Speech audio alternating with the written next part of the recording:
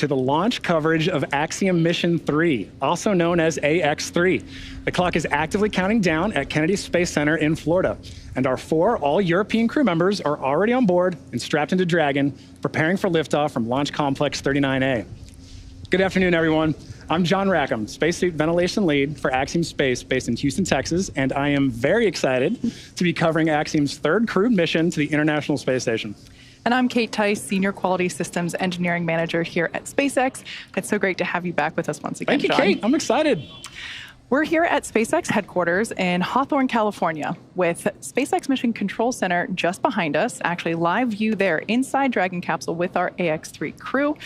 We're counting down to our first human spaceflight mission of 2024. AX3 follows a busy 2023 where SpaceX completed 96 missions, delivering astronauts, cargo, satellites, and other cool payloads to orbit. This includes the 2nd Axiom mission, AX2, which launched to the International Space Station in May of last year. Yeah, that's right, Kate. 2023 was a significant year for Axiom Space, which saw progress on the development of Axiom Station, as well as our lunar spacesuits for NASA and the Artemis program.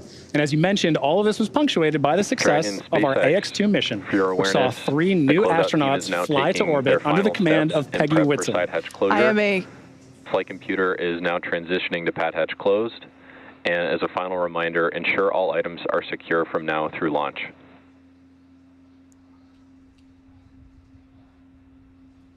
Copy all, Jake, and please thank the advance team and the closeout team for their fine work today. You got it, Mike. I'll relay the message.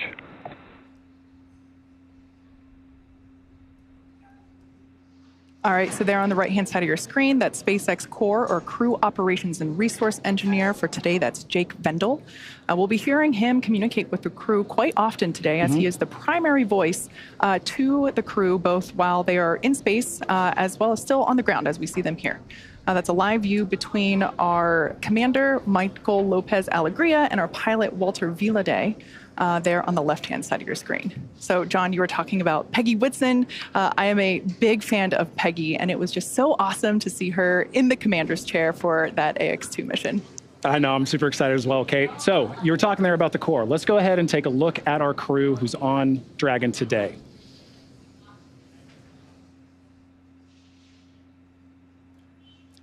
All right, well, this crew is the first all-European crew.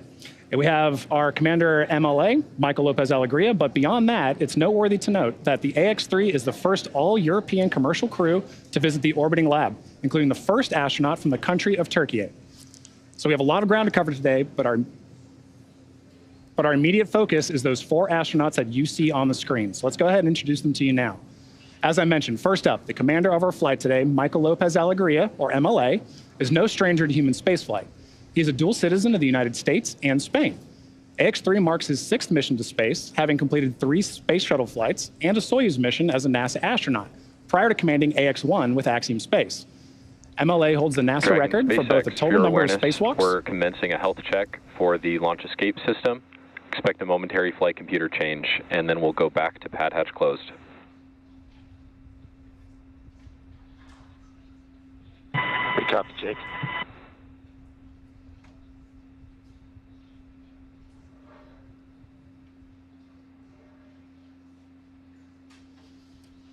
MLA holds the NASA record for both the total number of spacewalks, or EVAs, and the cumulative amount of time spent conducting spacewalks. In 2020, he was inducted into the U.S. Astronaut Hall of Fame, and today, when he's not in low Earth orbit, MLA serves as Axiom Space's chief astronaut. Our pilot on today's flight, Colonel Walter Villaday from the Italian Air Force, is taking his inaugural trip to low Earth orbit. Villaday currently serves in the Italian Air Force and as head of the Italian Air Force's representative office in the United States.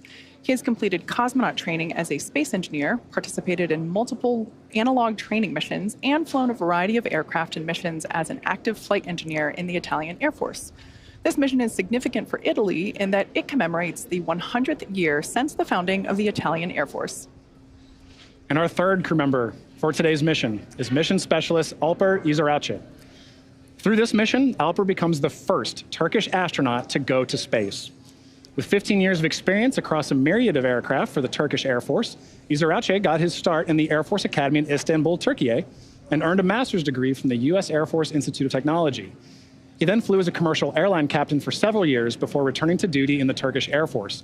And on a further note, this mission marks the 100th anniversary of the founding of the Republic of Turkey. And finally, we have mission specialist Marcus Want, a lieutenant colonel in the Swedish Air Force. He flew 9 years as a fighter pilot and graduated from the U.S. Navy Test Pilot School at the top of his class. In November of 2022, Marcus was selected by the European Space Agency, or ESA, as an astronaut reserve. However, with the AX-3 mission, he becomes the first project astronaut in ESA's history, a new designation in their ranks. In just a few short hours, he'll be only the second ESA astronaut of Swedish nationality to ever go to the International Space Station, a milestone marked in a year of jubilee as the 500th anniversary of the founding of the country of Sweden. So as you can see there, this crew has an immense amount of training behind them, both individually and as a team. They bring years and years of experience and preparation to this mission, and together they make up that first all-European crew, each proudly representing their respective nations. Missions like AX-3 help expand that path to low Earth orbit and open up the doors to others to follow. So this crew is prepared, they're now strapped in and ready, so let's recap how they got to this point. Crew first started their day with ending their pre-flight quarantine phase. They took a flight to KSC. They got to see their vehicle as they flew in to the launch landing facility at Kennedy Space Center. And at that point, they arrived to be able to say goodbye to their friends and family and wave to them before getting handed over to SpaceX for the rest of their day. At T-minus 4 hours, we had the weather briefing. Actually, there we can see the first view of the crew as they exited the Falcon support building. That's about a half-mile down the road from the launch pad. I love this part where they get a little wave. They then got into the Teslas, which transported them up, like I said, about a half-mile to the launch pad. Of course, they're physically fit. They could walk it, but we want to make sure they stay cool and comfortable. So these are the Teslas arriving to the launch pad. And one of my, this is a great view here of the crew. Just look at that calm, that patience. I feel like if that were me, I would just be busting with excitement. Yeah, well, they are. And then they get out of the Teslas. And then, you know, one of my favorite moments for whenever we launch astronauts from Pad 39A is coming up. It's really, we should come up with it like this astronaut lean back, something where this excitement of seeing their spaceship for the first time on launch day. Of course, they have seen Dragon, they've seen Falcon before. And now at this point, we can see crew walking down. There you can see Marcus Want and Alper Izarace. They're giving a thumbs up. They are excited to be on this flight today, and we're excited to have them. All right, so as we saw, actually that view right there, the crew, they are already in their chairs, they're strapped in. They are still, the closeout team on the exterior, still working through the side hatch closure. But coming up next, we will have, actually you can see that closeout team there. So this involves closing the hatch, inflating the seal around the hatch to make sure that the pressure is good, and then they hold that pressure there to make sure there's no decay or leaking from that side hatch seal. Once we get confirmation that that hatch seal is good, we'll be good to go.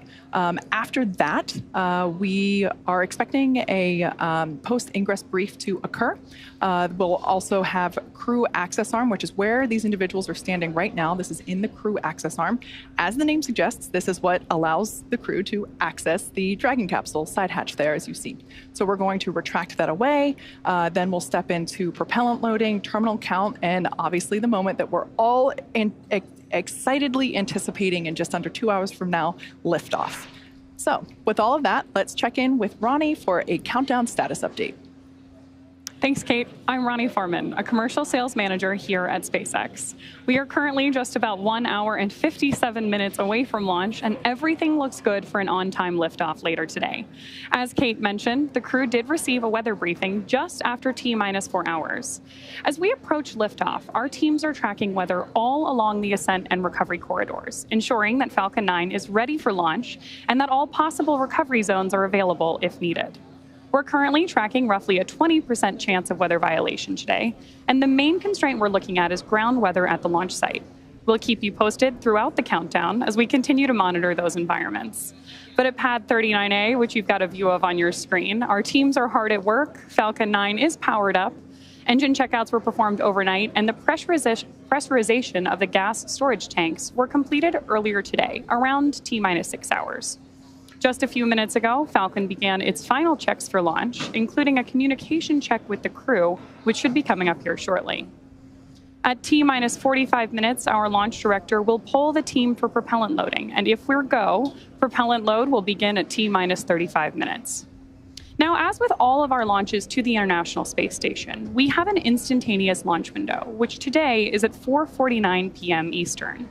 The reason we need a specific time is because Dragon is basically trying to catch up to the ISS, which as we speak is orbiting the Earth at roughly 17,500 miles per hour.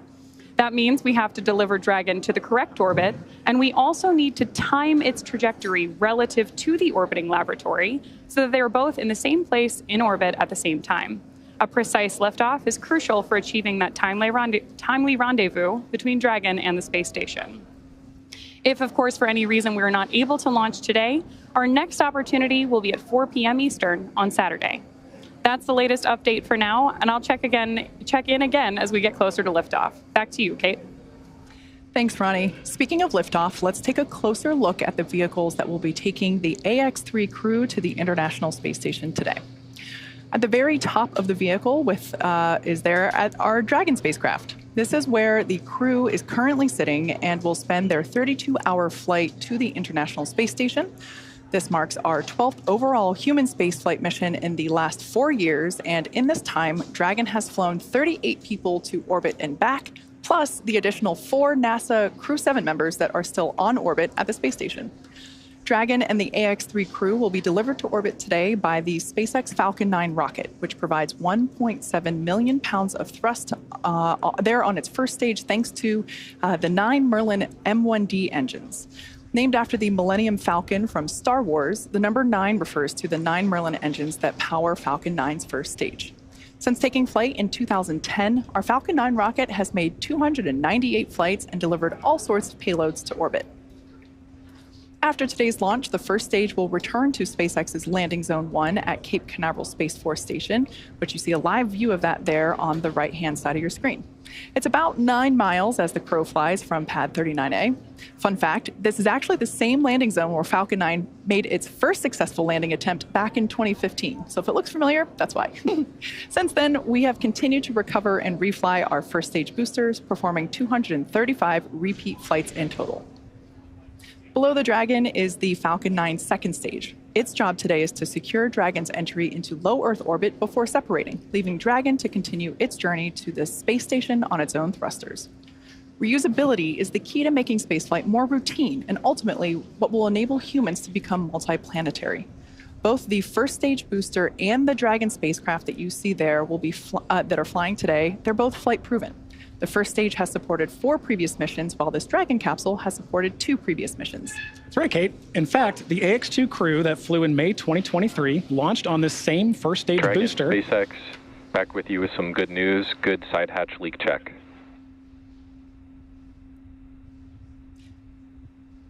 Copy all. Thanks, Jake. All right, good news there. We got confirmation that that leak check was good, so the side hatch is now closed, and it will remain closed until the crew comes back to Earth in about 2 weeks. Fantastic. All right, well, still looking at that view there. As we mentioned, the AX-2 crew that flew in May 2023 launched on this exact same booster and flew the second flight of this Dragon capsule. So maybe when we get some views inside the cabin, we'll get to see an AX-2 mission patch in there later. As for the maiden flight, that was with NASA's Crew 4. And as the first crew to fly in this capsule, they had the honor of naming it, which is pretty cool because once a spacecraft is named, it will continue to go by that name for all future flights. Anyway, they chose the name Freedom. Crew 4 Commander Kjell Lindgren said that the name was chosen because it celebrates a fundamental human right and the industry and innovation that emanate from the unencumbered human spirit. The name also honors Freedom 7, which of course is the space capsule used by Alan Shepard's Mercury Redstone 3, the first U.S. human spaceflight mission, which took place on May 5th, 1961. Yeah, Kate, I love that. On that note, right, with Alper on board, Turkey is taking their first step into human spaceflight on a capsule named after one that first carried the United States into space. It feels like such a poignant underscore to this historic event for the people of Turkey.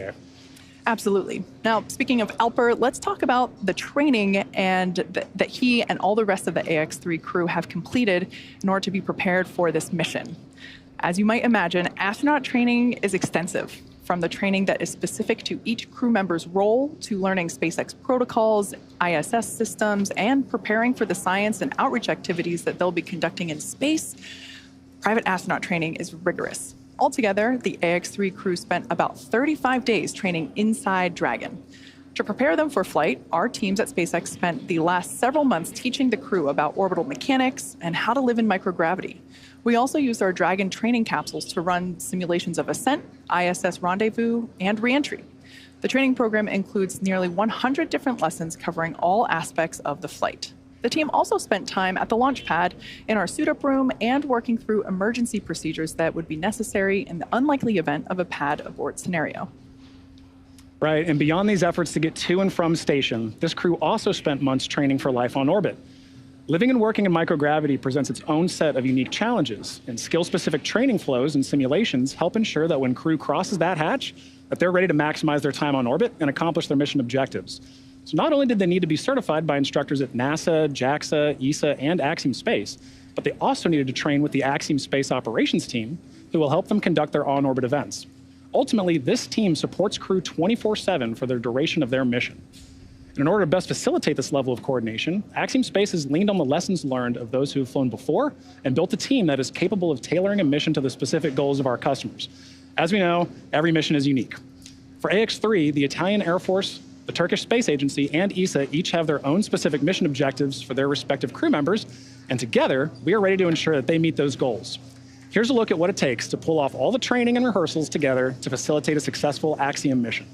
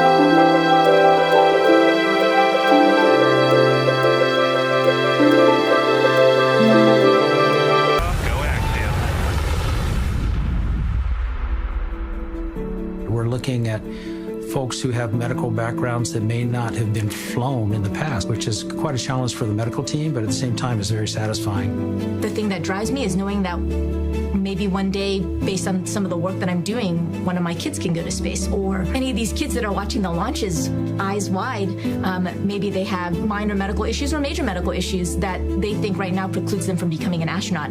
And that might not be true in 5, 10, 15 years down the line.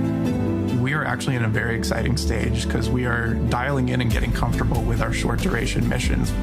And now we're moving towards how do we live in space in our own Axiom module, and how do we eventually separate our own station.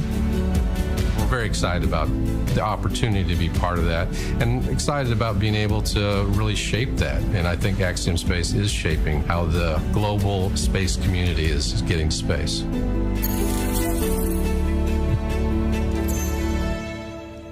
You know, this really is truly a fascinating time for spaceflight. Kate, as you know, it takes a village to pull this kind of thing off. Nothing about human spaceflight is ever routine. It demands discipline, vigilance, competence, confidence, and ultimate responsibility. And we have a responsibility to our customers, our partners, and the world to demonstrate that we embody those values of human spaceflight, to show that this is what we do.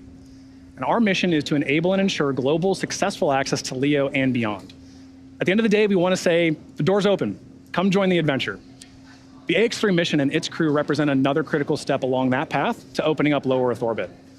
So to get better acquainted with our AX-3 crew and the agencies they represent, let's head over now to Sonia Gavankar-McKay, Axiom Space's Director of Digital Strategy at the Kennedy Space Center. Sonia, you've had a chance to talk with teams from each of the European nations represented on board today. Is there a common theme in what they're anticipating for this mission? Absolutely. Thanks, John. You can feel the excitement here at OSB2 with our special guests who had a hand in making this mission a success. Our partners are moments away from seeing our shared success in opening LEO to even more countries. We'll hear from representatives from each of our crew members' home nations in just a moment. But let's start with Walter Villaday. Walter has been part of Team Axiom Space for years, starting back as a backup crew member for AX2. Just another moment in his long journey to space. Let's hear more from him on this moment in his career. On the Air Force flag, we have 3 words: Virtute Siderum Tenus, with bravery to the stars. Those words still are in my head, especially now, because they were a really strong motivation to me to keep going. The most difficult part is not become an astronaut, it's being an astronaut. It's be patient and waiting your time. It's not the same for everyone. For our family, they've been along with me through all over this journey. It took almost 12 years to get to this point. After so many years of waiting, they really see this opportunity, this mission as, hey, that you in the end really make it. I am Colonel Walter Villaday, Italian Air Force, AX3 pilot.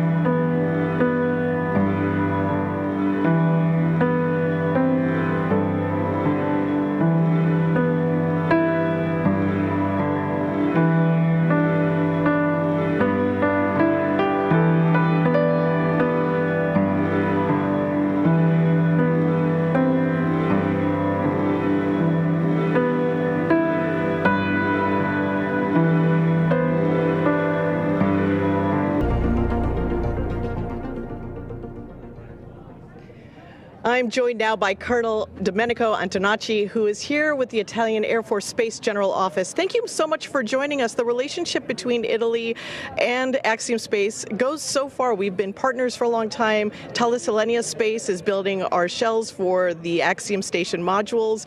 Tell me a little bit about why this mission is happening now and what you're looking forward to in the success. Yes, thank you. Very nice to be here. The paradigm has changed. The reason for what we access the space today is not the same that was in the past. As a Ministry of Defense in Italy, and especially the Italian Air Force, more than 15 years ago, we started to take care of what is the human space flight, especially we had the Italian Air Force involved in what is the research in space. So this process comes back from so a long time, and after that, a few years later, we did an agreement with the Italian Space Agency, and it was at that point that we were looking to, after the 2011 with the space shuttle retirement, we were looking at what was the future. So the ideas we had back at that time proved to be really innovative today. That's great that you're taking advantage of these opportunities. What are the goals for space right now? What are the Italian goals in space? The Italian goals, the Ministry of Defense or the Air Force are the same as the government goals. What we do, we not only are looking at the research part, that for sure is one of our priority. As you know, X3 mission as a big part of the experiments are brought by Italy. Also, what we are trying to do here is to having the defense, in this particular case, leading not only the enterprises in Italy to give them an opportunity to be part of the space economy, but also other government organizations. So with us, for example, the Italian Space Agency is our big partner for research, and not only that, also very small business and the largest business we have in Italy. Research and the research portfolio that the Italians are doing, that Walter is focused on for this mission, is so impressive. What does it mean for the research community to have that kind of focus during this 14-day mission? You know, it's not easy to take research to space, so we are really proud to give the opportunity to big part of Italy, not only, like I said, not only the enterprises, and is not only, in this case, the Ministry of Defense. Walter, for sure, is an Italian Air Force guy, so he's in the Ministry of Defense. With us, a lot of other government agencies have been working with us. All together for the research that Walter will be executing in the next day. Let me mention a few of those, the principals that work with us. For example, the Ministry of Agriculture and the Food Sovereignty and Forestry. Also the Ministry of Enterprises and Made in Italy was part among our partnerships. And like I said, also for the research part, we have been working close together with the Italian Space Agency. That's wonderful. And he, Walter brings that focus of a pilot now to the research that he's going to be doing in low Earth orbit. Congratulations on this milestone in your history, celebrating the years of the Italian Air Force. This is an exciting time. Thank you for being here. Thank you to the entire Italian contingent for celebrating with us. Just a couple of moments, we'll be really celebrating. Thank you, and go Walter and go X3. Thank you so much. Stay right there. We're going to now turn over to meet some folks over on Marcus's team. Our next crew member to highlight is the first ESA project astronaut in history. You can see how Marcus was selected for this mission. He doesn't do anything halfway. When he goes after something, he's all in. And right now, his sights are set on space.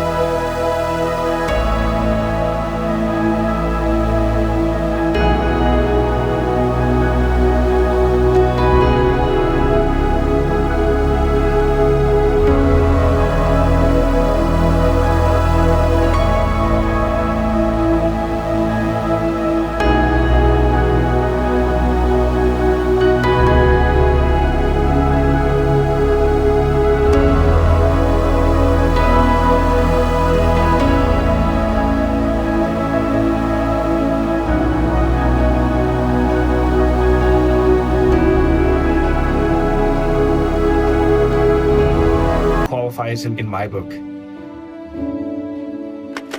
Doing my time in the army and going to university, studying to become an engineer, I figured that if I'm going to do it, then why not do it full out?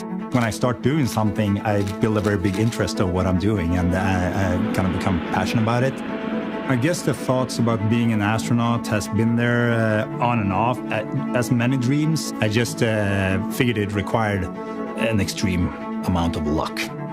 The European Space Agency needed new astronauts. That does not happen very often. Luckily, my wife saw this ad where they called for astronauts. I saw that a couple of 100,000 people had looked at that page, so okay, this is highly unlikely or nearly impossible, but not impossible, so why not? And then I applied, and it turned out that it worked out. Marcus is one of ESA's new project astronauts, which means that he's been hired to take advantage of these new exciting opportunities that commercial spaceflight offers us. My ESA mission is Moonin. That's one of Odin, the Viking gods, two ravens. Odin sent them out to fly around the world and gather and bring back knowledge. The other raven is Hugin. That is the name of Andy Mogus's mission, being up in space right now. So now Moonin will fly up, meet Hugin, and will together orbit Earth and get that knowledge back.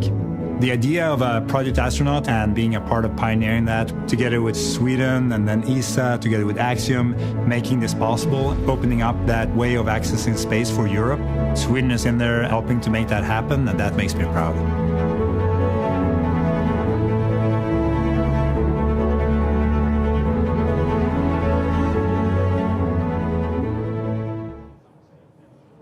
I'm joined now by Daniel Nunschwander, Director of Human and Robotic Programs for ESA. Welcome, another exciting moment and milestone in Swedish history and ESA history. ESA just launched this reserve astronaut program.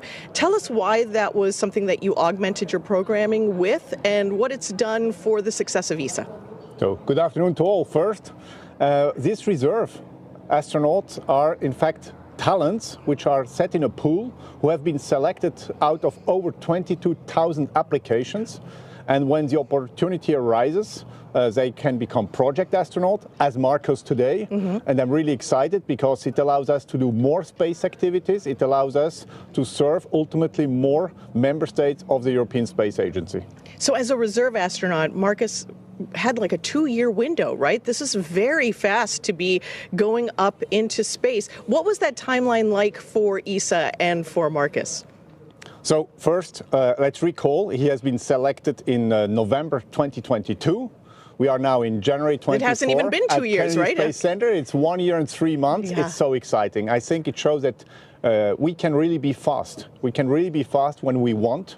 I should also thank all the actors who made it happen, because it really required an alignment of the planets, literally. Let me first start by thanking Sweden, who took the decision to finance this mission.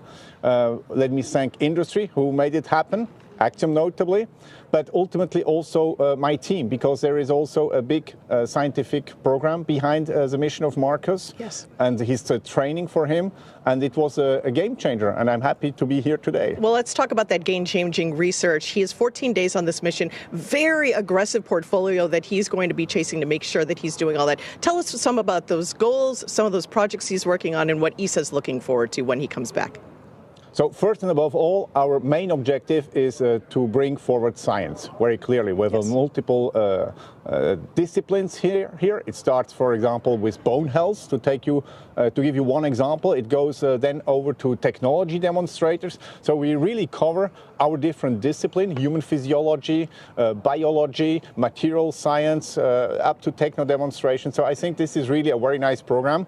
Over 20 experiments, which will be done in less than 14 days. So that's really amazing. And on top of that, let's also not forget the second objective, which is about education, which is about outreach. And Marcus will do here a great job. And Marcus has such enthusiasm and such energy. So, of course, people who are going to be tuning in for that educational outreach will be, of course, inspired by his journey and by the work that you're all doing. What is the next step for ESA? Where are you going next in this private astronaut missions and commercial projects? So first above all, Marcus is already inspirational for all our colleagues, for people who work with him before he have even launched to space, and it will of course touch much more future generations when he comes back and can share with us his real experience in space. That's really the big difference. And then in terms of commercial activities, we are really stepping up significantly our work at the European Space Agency. We have commercial programs nearly in all domains we work today. In exploration, we definitely want to have more commercial commercial actors when it comes also to our transport delivery missions. We want to have more commercial actors when it comes also to human space flight activities, for sure. And in this context, we will also have more project astronauts in the future, and I'm happy to come back here to Kennedy Space Center. So we're excited for Hugin and Moonen, who are going to be joined together out in low Earth orbit on the ISS. Thank you so much to ESA for being such a wonderful partner with Axiom Space, doing wonderful work together. I hope that this is the start of a wonderful relationship that we take into the future. Thank you. Looking forward. We have some more crew members to introduce you to. Our next crew member is from the country of Turkey. We want to highlight the ambitions of this mission and the future in space for the country of Turkey. Here's more on Alper's inspired and unexpected adventure leading to low Earth orbit. When I was 5 years old or 6 years old, I was in our village. I was next to my grandmother. When I first saw an airplane, I immediately told her, I want to be the driver of that plane.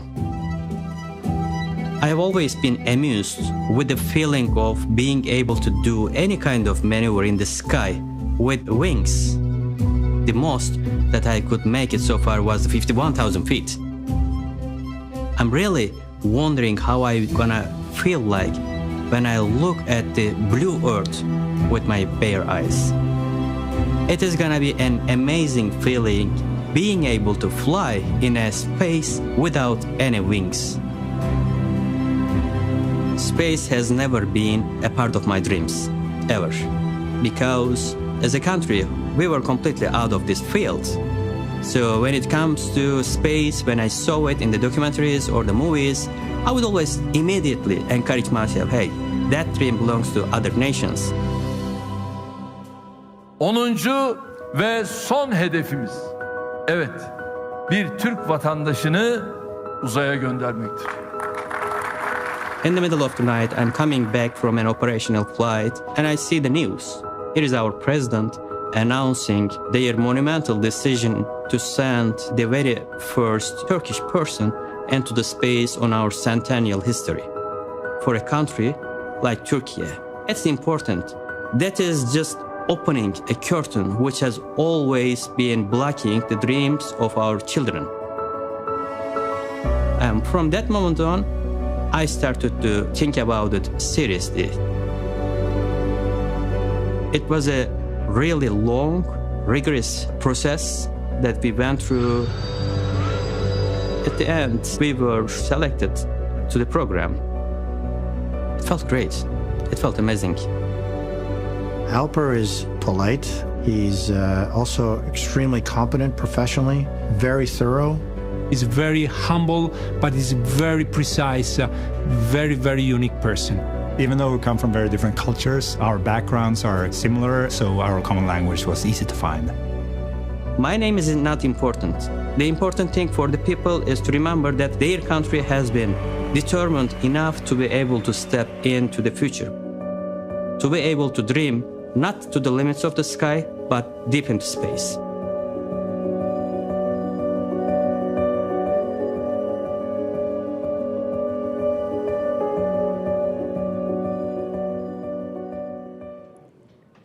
I'm joined now by Mehmet Fatih Kajar, the Republic of Turkey's Minister of Industry and Technology. It has been an absolute pleasure to work with your country and with Alper. He is inspiring, he's poetic.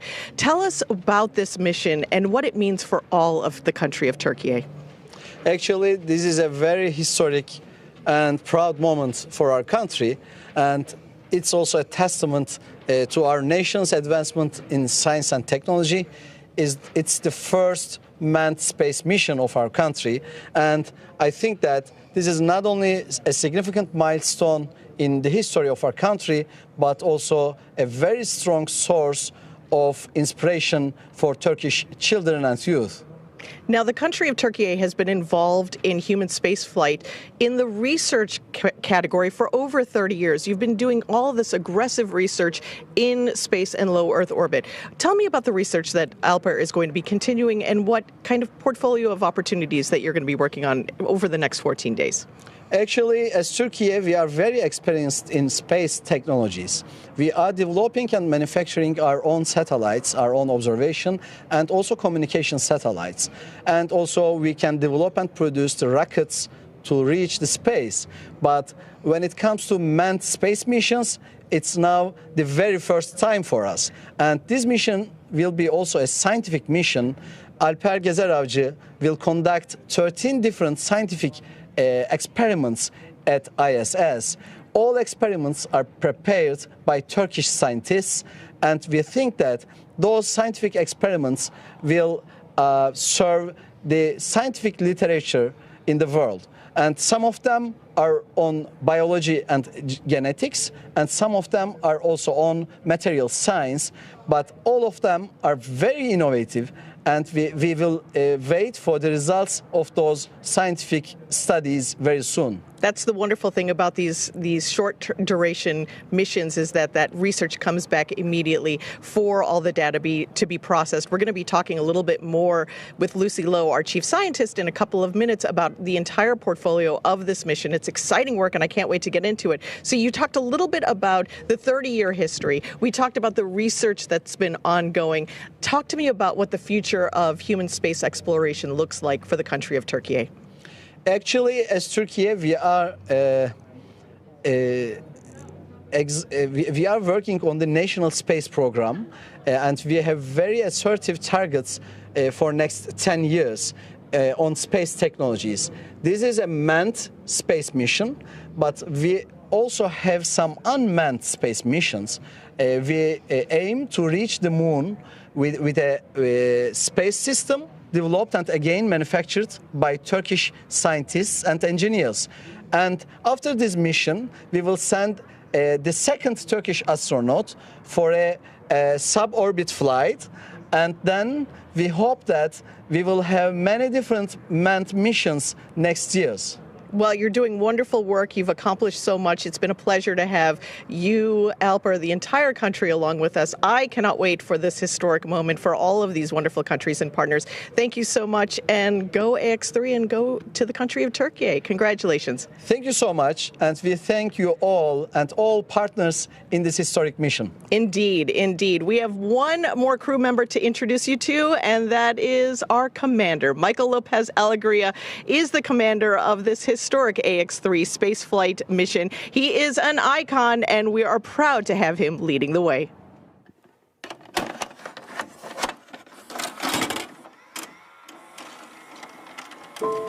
I feel truly blessed and lucky to have had this career path. This is a dream come true. This is somebody who has gotten to play at the major league level 20 years after retirement. It is still the most uncomparable experience you can imagine. In fact, difficult to imagine. Michael Lopez Alegria was born in Madrid, Spain, grew up in California, and has been a naval aviator since 1981. I already knew about Mike since he was one of the most experienced and ever flown astronauts in NASA. Being super experienced, still being humble and very keyed in on listening on what the crew needs. To fly with him, and even more important, to learn from him, it's a huge opportunity. This being an all-military crew, having someone that's keeping that down a little bit, keeping it a little bit informal, is very important. We are so lucky, we are so privileged to have the most experienced person of NASA and its history to be leading in our mission. 3, 2, 1. Ignition. Stop. Go Falcon, go Dragon. Godspeed, Axiom 1. I think it's my duty to try to warn them about what it's going to feel like, especially physiologically, because I want them to be prepared for that. But as far as the experience goes, I just want them to have it, to soak it up and let it go through their pores and feel what it's like. The AX3 guys are super solid. I am learning alongside them. We're learning together as a crew. I want them to feel like we're all in this together. I think we're constantly redefining access to low Earth orbit. And we do that by opening the door to individuals, but also to nations. Nations who, like Turkey, have never had an astronaut in their history. These are important steps. They're great milestones in really opening the aperture to allow more people, more researchers, more institutions have access to space. I'm Michael Lopez Alegria, and I'm commander of AX-3.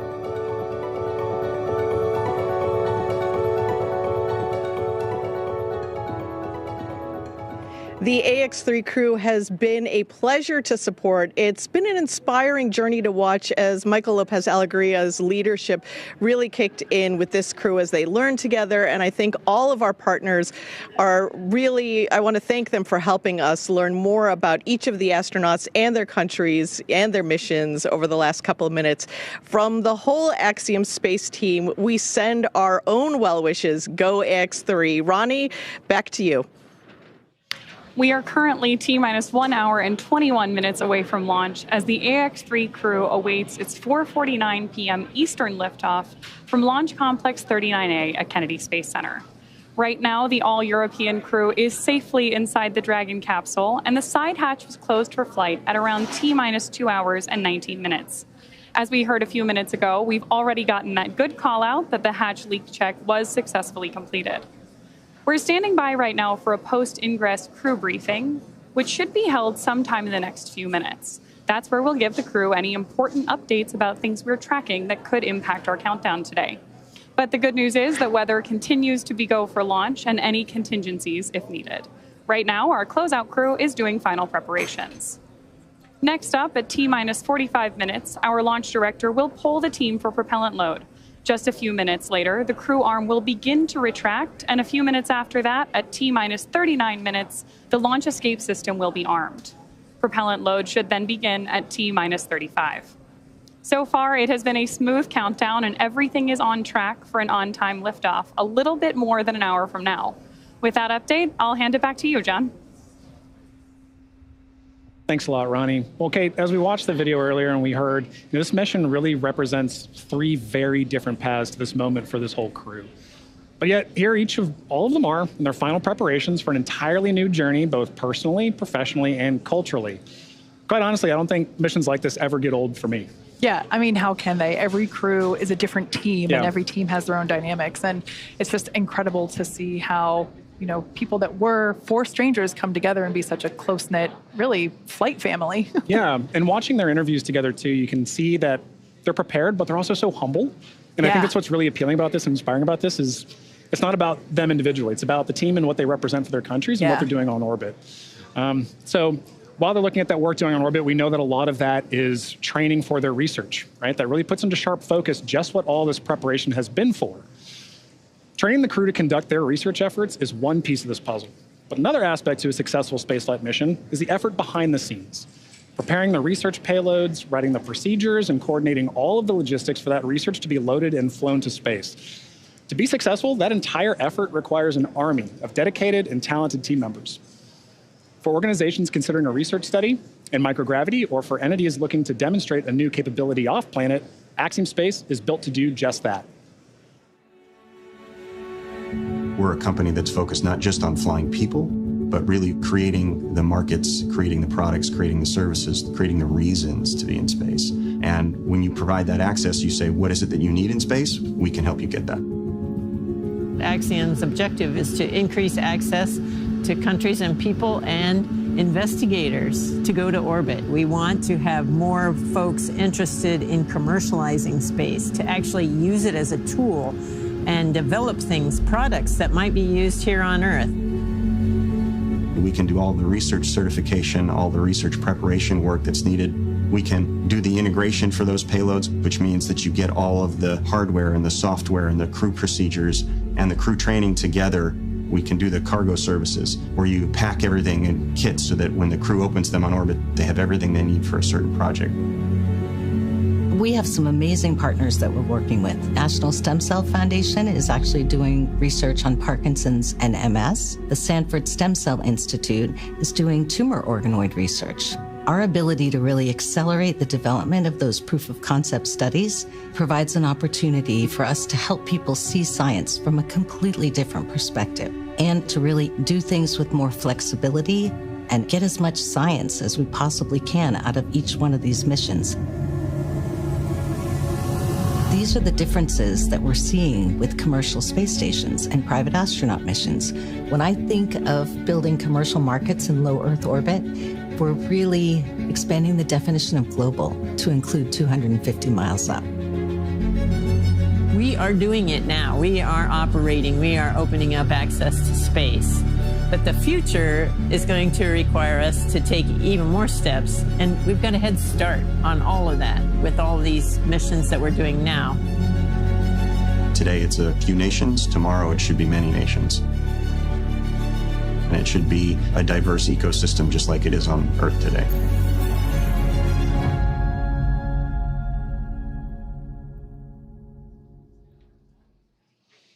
Of course, a significant amount of the research and experiments performed in orbit need to be brought back, as Dragon is the only spacecraft currently flying that is capable of returning significant amounts of cargo to Earth. Whether it's returning time-sensitive experiments from the ISS or bringing back science performed inside the spacecraft while on orbit, Dragon safely returns it home. While docked with the ISS, Dragon can also act as a lab, providing extra room for astronauts to perform their work. And when the ISS is fully booked, Dragon even serves as an extra bedroom when necessary. In fact, NASA astronaut Mike Hopkins, as you see there, adding his name, his signature to the patch, commander of the Crew 1 mission, he slept inside Dragon Resilience during his entire 6-month stay aboard the station. Look at that view. Imagine having that every night from Dragon's cockpit right before bed. Dragon can also serve as a laboratory while orbiting the Earth. During the Inspiration 4 mission in 2021, which was the world's first all-civilian mission to orbit, the crew conducted research while traveling weightless at over 17,000 miles per hour. On the Inspiration 4 mission, Crew Dragon's cargo capacity was allocated for both crew essentials as well as scientific equipment dedicated to microgravity research and experiments. And the Dragon research continues long after Dragon splashes down. The data and biological samples collected from Inspiration 4's crew members before, during, and after the mission, that will all be accessible through an open data repository or biobank, and that can be accessed for research purposes. While Dragon is responsible for delivering sensitive research and samples, that's just part of the story. For this mission, Dragon is also carrying something for the right-brained hemisphere of the brain. Yeah, I love that, Kate. You know, it's really easy for us to make this connection between STEM and spaceflight. But over the last few years, we've been seeing a shift, right, from just STEM to also STEAM. And that includes the arts. We're putting more emphasis on those things that are so human.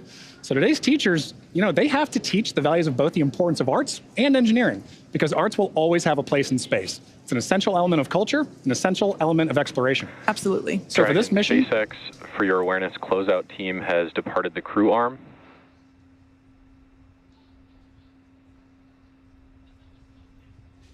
SpaceX Dragon, we copy. And with that, Dragon, I've got a post-ingress brief for you. Report ready to copy.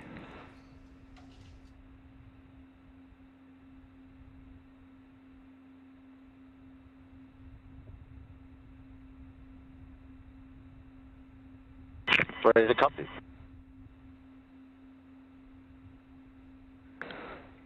Okay, Dragon, we are officially through the hurry up phase, and now we have a little bit of time to wait. Clock is at T-minus 113 and counting. Dragon and Falcon systems continue to look healthy, and vehicles are ready for a launch attempt today. Weather continues to look great, and we'll keep you updated if anything changes. How copy so far? Very pleased to copy all so far, Jake. Okay, I do have one item for you looking ahead in the timeline to the first Dragon burn on orbit. That's the phase burn at 22:33 Zulu. I have some info you might want to record. Report ready to copy. Ready to copy. Okay, for your awareness, we have a TDRS gap starting at 2225. That's 11 minutes before the phase burn, and it ends at the same time the burn ends. That's 2242. The impact is that we in Hawthorne will not have live data or comms during the burn. That said, Pending successful on-orbit Draco checkouts, we will be taking the burn and will rely on onboard vehicle automation to halt the burn if necessary. After the burn, we'll get a data dump and catch back up with the vehicle. It's not unprecedented in our flight history to not have data during the burn, but I'm letting you know. How copy? Okay, give us a minute here, Jake. Sure thing, and let me know if you'd like any of that repeated.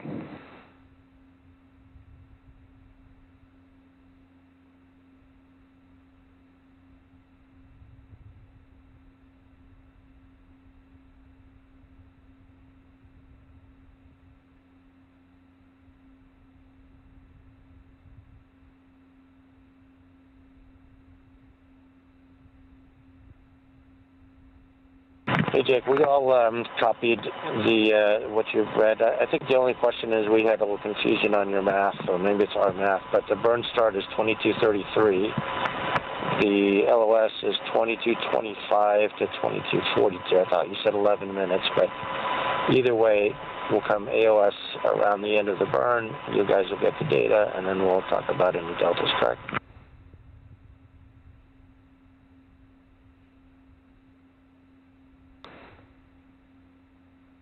Okay, I understand the confusion. I called burn start 22:33. It is actually 22:36. That's my mistake, and explains the 11-minute gap then between 25 and 36.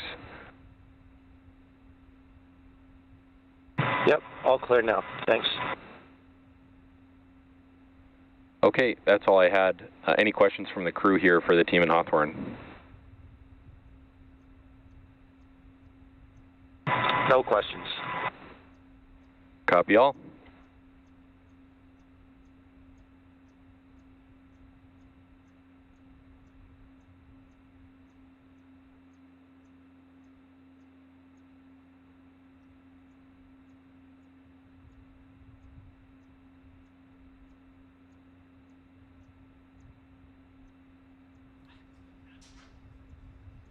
All right, so that was the post-ingress crew briefing. That's the opportunity for SpaceX Core, which is the crew operations and resource engineer, to relay any important information to the crew, as you see seated inside Dragon Freedom.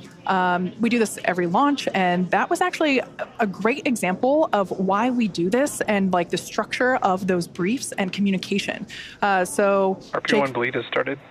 Jake Vendel, the SpaceX Core today basically was saying really good news. Everything is looking healthy on both vehicles, Falcon 9 and Dragon, and the weather looks great. Like, that is music to our ears on launch day. He also gave the crew an update on the timeline regarding an expected loss of signal right around the phase burn, which is one of the burns that Dragon performs in order to reach the International Space Station. And you heard Core say how copy, and then crew basically processed that information and said, wait a minute, we have a question, and so I thought that was a really good example of why we do what we do whenever we have these back and forths, because sometimes something gets misread or something is not understood, and it's absolutely critical that we have clear communication to make sure that everybody is on the same page and is expected. So all in all, really good post-ingress brief.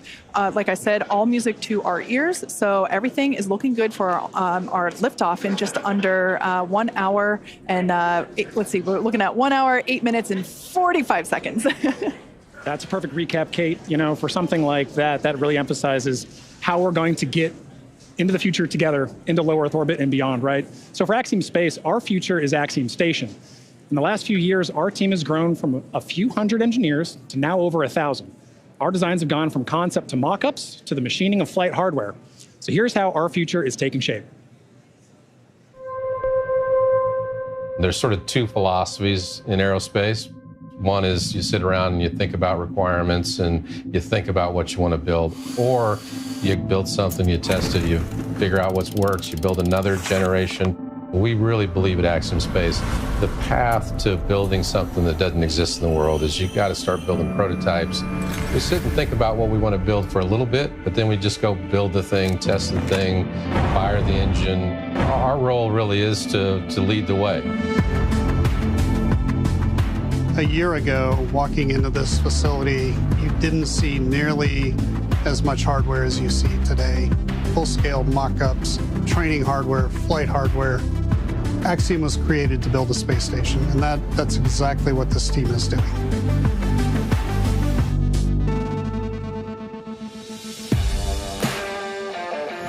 We're still on target to launch our first module the end of 26. The pressure vessel is undergoing welding at Talassalenia, our partner in Italy. There's some of the largest forgings in the world. There's only a couple places in Europe that could even forge some of the pieces. The pressure vessel will arrive in Houston, and then we'll do all the final outfitting at our spaceport facility. And in the 50-year history of human spaceflight in Houston, it will be the first human-rated spacecraft ever built in Houston. Our teams are building all the other things. The life support system, guidance and navigation, we're building our own propulsion system. Our philosophy is to keep as much engineering in-house as possible. It allows us to have long expertise over a long time because we want to be building modules and adding to our space station for years and years.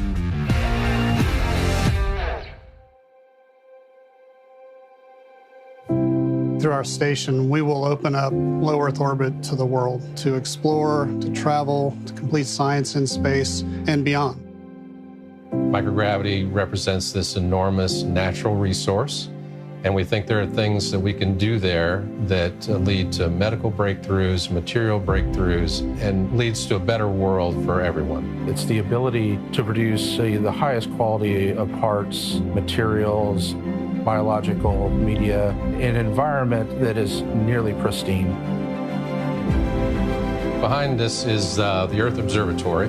We will fly it as part of the third module that goes to the International Space Station. And then the International Space Station robot arm will actually move it and position it underneath HAB-1, so it will have this fantastic view of the Earth through the largest space windows ever attempted. This is as close as you can get to actually doing an EVA in space. We talk about the overview effect, where crews come back and see the world in a different sense than they did before. And I think this is where you can really contemplate that whole experience. AX3 is one of those learning opportunities for a multinational crew to work together in space. This is exactly how we envision Axiom Station to operate, where you have people from all over the world experiencing life as a community in space. Every morning when I walk into this building, I'm inspired by the work this team is completing. It's just a wonderful feeling seeing so many people excited about the prospect of launching the first commercial space station. If we're going to make a sustainable presence outside of the Earth biome, this is how we have to do it. Axiom Space is a continuation of a human need to explore and to move humans into the cosmos.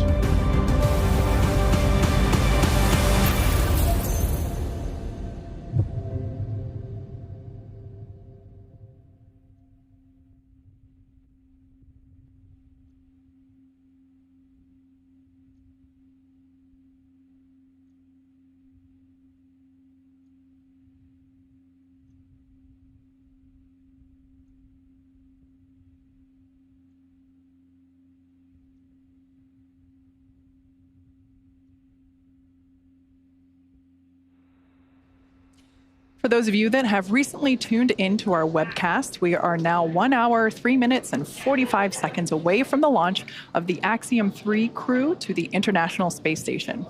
Joining us now from ISS Flight Control Room at NASA's Johnson Space Center is Courtney Beasley. Welcome, Courtney. Hi, Kate and John. I'm happy to be joining you guys today, and we are looking forward to launch from Mission Control Houston. Courtney, we're so happy to have you guys here today. We're happy to be together in this room and talk about this crew.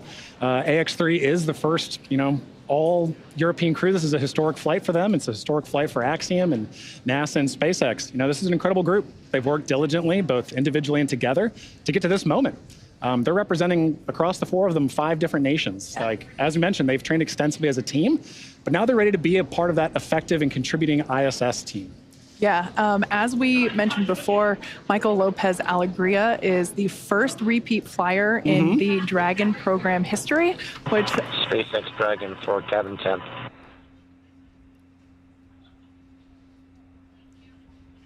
Dragon, SpaceX, I think that was for cabin fan. Go ahead. Actually, Jake, it was for cabin temp, and we're feeling just a little bit on the cool side here, wondering what the options are for warming it up. Copy, understood. We'll take a look at it. Thank you. All right, some quick back and forth there with the crew and SpaceX core, basically just asking to if there's any options to warm up the cabin. They're a little cool. As I was saying, MLA, our commander today, he is our first repeat flyer in the history of the Dragon program, which I guess means that we have to make a frequent flyer member club of some sort. I think you need to give him a punch card for this, and he's no stranger to Dragon, as we're going to look at now. So the voice you heard there, like Kate just mentioned, Michael Lopez Alegria, or MLA, who is no stranger to human spaceflight. He's actually a dual citizen of the United States and Spain, and AX-3 marks his 6th mission to space, having completed 3 space shuttle flights and a Soyuz mission as a NASA astronaut, prior to commanding AX-1 with Axiom Space. MLA holds the NASA record for both the total number of spacewalks and the cumulative amount of time spent conducting spacewalks. In 2020, he was inducted into the U.S. Astronaut Hall of Fame, and today, when he's not in low Earth orbit, MLA serves as Axiom Space's chief astronaut. Our pilot on today's flight, Walter Villade, is from the Italian Air Force and is taking his inaugural trip to low Earth orbit. Villade currently serves in the Italian Air Force and as head of the Italian Air Force's representative office in the United States. He has completed cosmonaut training as a space engineer, participated in multiple analog training. SpaceX, for a different topic, we are about to send a command to cycle the orbit tank ISO valves to equalize low flow pressure. You should hear it. How copy? Okay, we copy. We're standing by. All right, just notification there to the and crew. Dragon, I've got an update on the cabin temp, and it's not necessarily favorable. There's not much we can do at this point from the ground, especially anticipating the heating that will incur during ascent. I'd like to assess if this is something you think you can ride out for another hour here. Absolutely, Jake. Just wanted to ask, but we understand what the priority is here. Copy, Dragon. Yeah, appreciate you asking. Sorry we can't do more in this situation.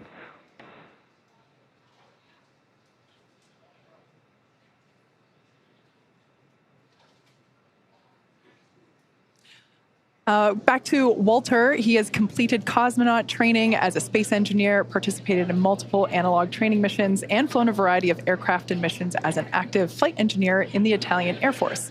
This mission is significant for Italy in that it commemorates the 100th year since the founding of the Italian Air Force. Now, our third crew member for today's mission is Mission Specialist Alper Izirace. Through this mission, Alper becomes the first Turkish astronaut to go to space. With 15 years of experience across a myriad of aircraft for the Turkish Air Force, Izirace got his start in the Air Force Academy in Istanbul, Turkey, and earned a master's degree from the U.S. Air Force Institute of Technology. He then flew as a commercial airline captain for several years before returning to duty in the Turkish Air Force. This mission also marks the 100th anniversary of the founding of the Republic of Turkey. And finally, we have Mission Specialist Marcus Want, a lieutenant colonel in the Swedish Air Force who flew 9 years as a fighter pilot and graduated from the U.S. Navy Test Pilot School at the top of his class. In November of 2022, Marcus was selected by the European Space Agency as an astronaut reserve. However, with this mission, AX-3, he becomes the first project astronaut in ESA's history, a new designation within their ranks.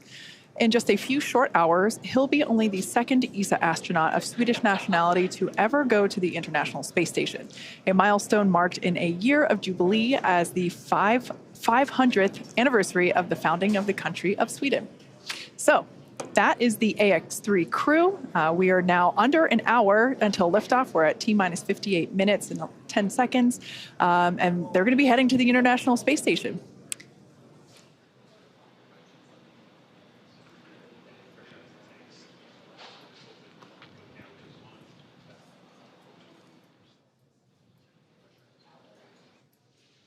All right, and with that, let's check in with NASA's Courtney Beasley. Thanks, Kate. I'm here in the International Space Station Flight Control Room at NASA's Johnson Space Center, where teams staff this room around the clock to monitor the crew and systems aboard the orbiting laboratory. And today, they're ensuring that the station is ready to receive Dragon and the AX-3 crew. Since NASA opened up the space station for commercial activity in 2019, the agency has continued to work with private industry to prepare for the future of low Earth orbit. Now, NASA's long-term goal is to no longer be a provider of low Earth orbit destination, but to be a customer, one of many, purchasing commercially owned and operated services. To ensure this path of tomorrow, we have to work together today. Enabling private astronaut missions on board the space station helps us to refine and mature the processes needed for the future, with NASA astronauts working side by side with private and national astronauts in a new age of science and discovery. And we take this next step together as we continue counting down to launch the AX-3 crew to the International Space Station. Now, it's an incredibly busy time in low Earth orbit and beyond, and NASA wants to scout the moon before returning astronauts. So next month, it will send several science experiments aboard Intuitive Machines' Nova-C lander, which will launch on a Falcon 9 rocket.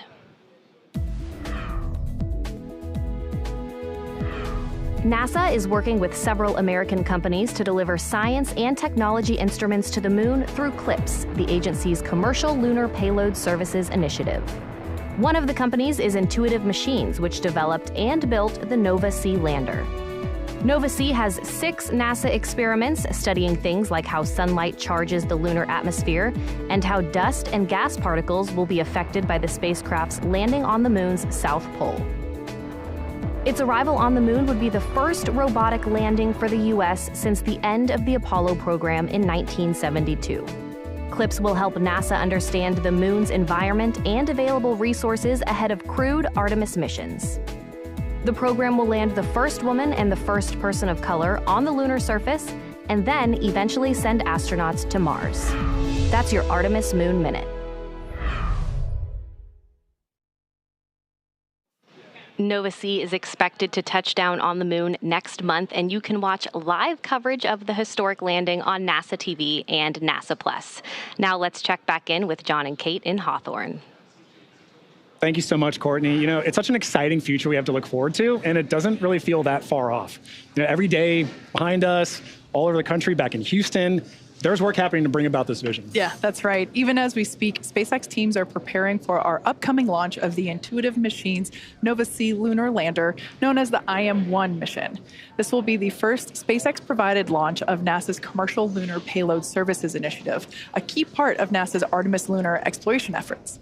And down at Starbase, Texas, we're continuing to build, test, and fly Starship, the world's most powerful launch vehicle ever developed. It's a fully reusable transportation system that will transform how we access space because it's designed to carry a massive amount of cargo and large numbers of people to Earth orbit, the moon, Mars, and beyond. We completed 2 flight tests last year, one of them you see here on your screen now, and 2024 is lining up to see even more Starships take flight.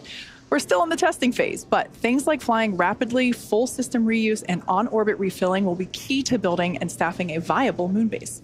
And right now, we're gearing up for Test Flight 3, currently targeted for sometime in February. We're also building a second Starbase launch tower, which visualization you see there, and that will further increase Starship's flight opportunities. And I love this. This is so cool looking. It's not that far off in the future. With our Starship Human Landing System, or HLS, we're part of the global team with NASA and companies, including Axiom Space, that will put astronauts back on the moon under the Artemis program. First, we're going to fly, and fly often on flight tests, one of which will be an uncrewed mission all the way to the moon. This will take place before the crewed Artemis 3 mission, which will be the first human expedition of the moon's surface since 1972. Also in testing, our engineers are proving out all systems necessary to make a trip to the moon possible, like propulsion, life support, even the elevator that you see here that will take crew and cargo from the Starship hatch down to the lunar surface. It's literally a space elevator. That's awesome, Kate. And in addition to the launch and landing capabilities that you just mentioned, another essential component of the Artemis program is a spacesuit that is capable of executing a wide array of mission objectives. A spacesuit really is a spaceship. It's just a little smaller and in human form. So, in order to develop a lunar spacesuit that meets all of the objectives for Artemis, Axiom Space is building the Axiom Extravehicular Mobility Unit, or Axiom U, back in Houston, Texas. Our next generation spacesuit is built to provide greater flexibility and mobility, allowing astronauts to work on the moon in ways that were not possible 50 years ago. We've also put a strong emphasis on modularity, meaning that the Axiom U suits will support a wide range of body sizes and types. From the hand-built soft goods to the life support, advanced avionics, and communication systems, this entire Axiom U system is built with integrity and care from head to toe. And I'm truly honored to say that I'm a small part of that amazing team. Leveraging years of this human spaceflight experience and partnering with numerous industry leaders, Axiom Space is ensuring that the Axiom U allows astronauts to succeed on Artemis and beyond.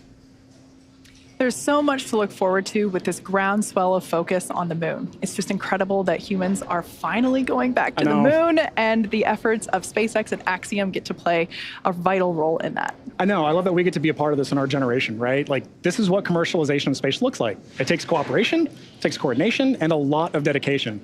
And AX3 is a critical step in demonstrating those core components. Absolutely. Now, for those that have just recently joined, we are now about 51.5 minutes away from launch. The clock continues to count down to the launch of AX3. So let's share some of the highlights of the day that got us to where we are now. Exactly. So crew wrapped up their quarantine phase, taking a flight from their quarantine facility at Kennedy over to Kennedy Space Center. You can see them there on the helicopter as they think about their flight and pass over the Cape. And what I think is really cool about this is they get to see their vehicle from this perspective too as they come in, right? Yeah. And at this point, you know, they're going to touch down, they're thinking about their mission, and then they get to wave to their families. They get to see, they haven't seen them in so long. They get to wave to them, have a final goodbye. And at this point, this is where we really hand over to SpaceX to complete the rest of the day. Yeah, absolutely. Man, look at those smiles. Everyone is excited, as they should be. Yeah. So after they arrive and after they're handed over to the crew, they go through a series of events such as putting their suits on. Obviously, they take a ride up to, here we can see there. This is the moment where they walked out of the Falcon support building. This is where our SpaceX suit-up room is located. They stand here, do another wave. Really, this was the first opportunity that we got to see the crew in their suits today. Got in those Teslas and drove up to the launch pad, which is about roughly a half mile away from where those doors are. I'm always curious what music they're listening to during this ride. You can see here that they are pulling up to the launch pad. 2 Teslas. We have the crew split in half there with some closeout team members that obviously help support them. We lovingly refer to them as the ninjas because we see them all around assisting the crew in things like getting into or ingressing the capsule. So here, this is one of my favorite moments of launch day when they get to see their rocket up close. And man, just thinking about the fire that's going to come out at the bottom there in just under an hour. Yeah, and at this point you can see our commander and our pilot walking down, as well as Marcus and Alper to their Dragon capsule before they get in. Yeah, so at this point in time, that side hatch is closed. We had the post-ingress crew briefing, and we heard great news. We heard that the weather is looking good. I think the exact words were, weather is great, and that everything is healthy. So both Falcon 9 and Dragon vehicles are ready to go to space, just like the crew. Excellent recap, Kate. All right, well, it's important to remember that this crew has not walked this path to flight alone. Earlier today, they waved to their friends and family before suiting up, as we just saw, but that wasn't the first round of cheers that their families had for them. To the whole crew of Axiom, mission number 3. This is the Saab flight test team that would like to wish you a safe and fantastic journey up to the International Space Station. Hello from Turkey. Have a safe space flight. Good luck! Ciao papà, buon viaggio! Siamo con te, amore! Siamo tanto orgogliosi di te, papà. Ti vogliamo bene. Ciao! Greetings, Commander Mike and AX3 crew from your ASTM family here in Philadelphia, Pennsylvania. Your dedication to exploration and discovery inspires us all. Sevgili Alper, iyi yolculuklar.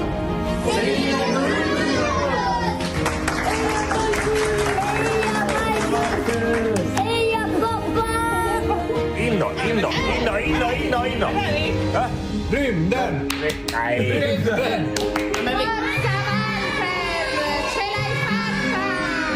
Enjoy every second of it. Make us dream. We're all coming with you. Yolun açık olsun Alper'im. Ed Astra. que acuérdate de saludarnos desde allí arriba, desde alguna de las ventanitas. Y nada, que estaremos esperándote con los brazos abiertos para cuando vuelvas. Un besito. Congratulations, Alper. We're excited for your opportunity to go into space. Have a good and prosperous time there and get back to Earth safely. Un grande bacio. Un abbraccio dalla mia famiglia. Ciao! Buon viaggio. Un bacio, zio. Ti vogliamo bene.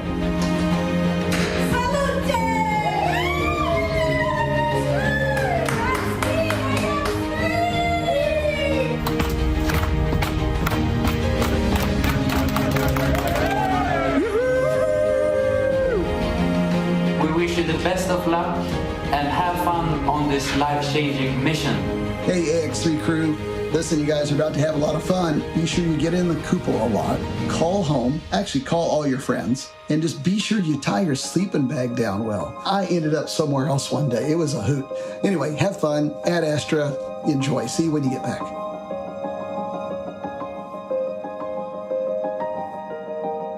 Yeah, those are pretty wise words from John Schaffner there from AX2. Yeah, it's just so fun to see everybody's cheers. Space really is for everyone, including everyone that loves the people going to space. And operators on countdown. Polling is complete. Both Dragon and Falcon teams have polled go for LaunchScape arm, propellant load, and launch. Stand by for abort instructions.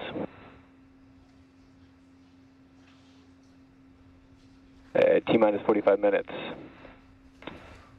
Both control rooms go into lockdown and remain in that state until the LaunchScape system is disarmed. All operators are to remain at their console and maintain a sterile cockpit until MD confirms successful disarming of the LaunchScape system following orbit insertion or propellant offload in the event of a scrub. For non-urgent no-go conditions, brief the CE or LD and they will approve aborting the countdown. For urgent issues affecting the safety of the operation, operators shall call hold, hold, hold on the countdown net. Launch control will abort the launch auto sequence immediately and proceed into launch abort. At T-minus 10 seconds, launch control will be hands-off and relying on automated abort criteria for the remainder of the count. Operators advise the launch director whether structural breakup or fire is imminent or occurring per Dragon manual escape flight rules. Launch control at this time. You may proceed with arming the crew arm for movement. Launch control copies, proceeding with arming crew arm for movement.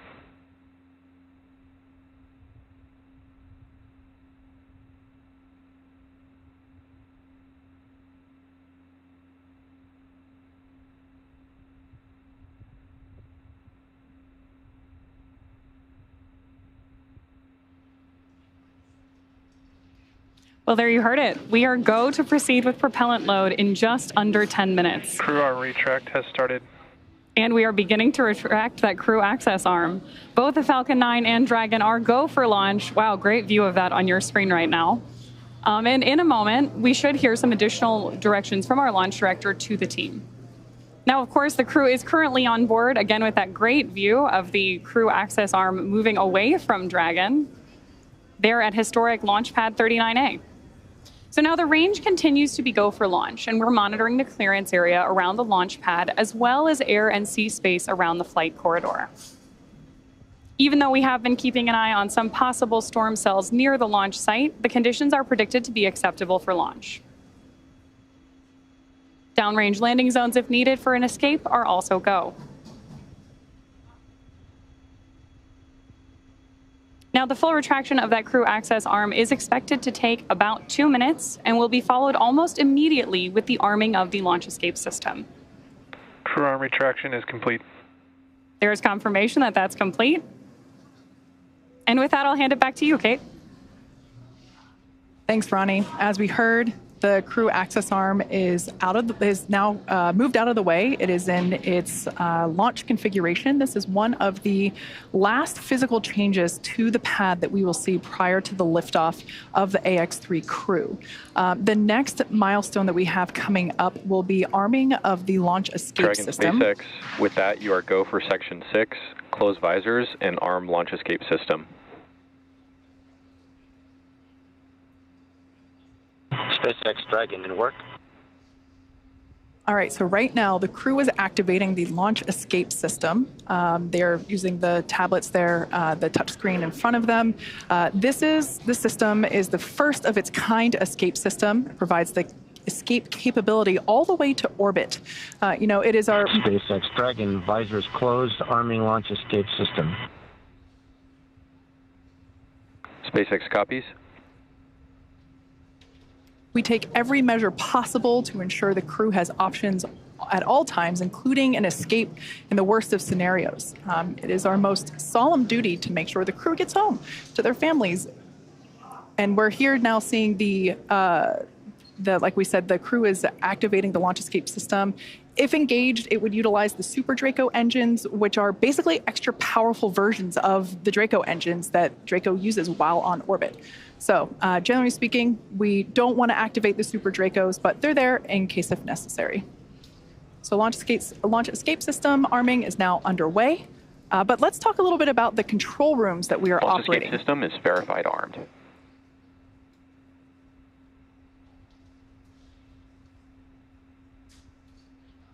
All right, there we heard the call out telling us that launch escape system is now activated. So here, this is our mission control center, and here just behind us, actually, at SpaceX headquarters in Hawthorne, California. We also have launch control at Firing Room 4 at Cape Canaveral. That team is responsible for monitoring Falcon 9 throughout the countdown and the launch, whereas here, mission control is responsible for close monitoring of the crew and Dragon every step of the way as the spacecraft orbits the planet along its customized flight path. On console, or on headset, as we say, are a number of key positions who are monitoring the health of the vehicle and the crew. The mission director, call sign MD, as you'll hear out on the nets, that person's responsible for mission success and is in charge of the room. You'll also hear a specific role dedicated to communicating to the AX3 crew. We've heard from this individual a couple of times already today. This is Jake Vendel today. This is the crew operations and resource engineer, call sign core on the nets. The other positions are focused on things like software, propulsion, navigation, avionics, life support systems, and ultimately communications with the ground segments. SpaceX team members will also rotate on and off to ensure that we have 24/7 coverage of crew and Dragon for the entire duration of the mission, all the way through splashdown. So fun fact, we also have a crew supporting the NASA Crew 7 team in an adjacent control room just next door to this one. So yeah, we have 24/7 coverage for all Dragons up at the space station. That's awesome, Kate. And on that note, for Axiom Space, teams in Houston, as you can see there, coordinate mission support at Axiom Mission Control Center, or MCCA, as you can see on your screen. MCCA is an officially certified control center, joining the large network of other control centers, like you just mentioned, Kate, that support ISS from all over the world. From this secure facility, teams have live access to voice, video, data, all of that streaming from the ISS, and can work alongside their NASA counterparts to run on-orbit preparations and monitor every aspect of the mission in real time, 24/7, for the duration of the mission. This room is led by what we call an AXL, or Axiom Operations Lead. And around the room are also additional supporting flight controller positions that are each responsible for different aspects of mission support. That includes things like research, communications, medical, integration and stowage, and timeline operations. This is a significant step in our journey to expand access to low Earth orbit, as it is only the 12th ground segment partner for the ISS program. And through this facility, we are providing our customers and the global community a front row seat to the work being done on station. Yeah, as you can tell by the names like Core and Axel, these are really important roles, and everything else kind of flows around them as the center point in those leading those operations, whether it's on the Axiom side or the SpaceX side. So as we await our T0 in just under 39 minutes from now, the ground operations teams are doing a series of system checks to make sure both the Dragon and Falcon are ready for launch. Let's take a look at what the ascent portion of today's mission will look like.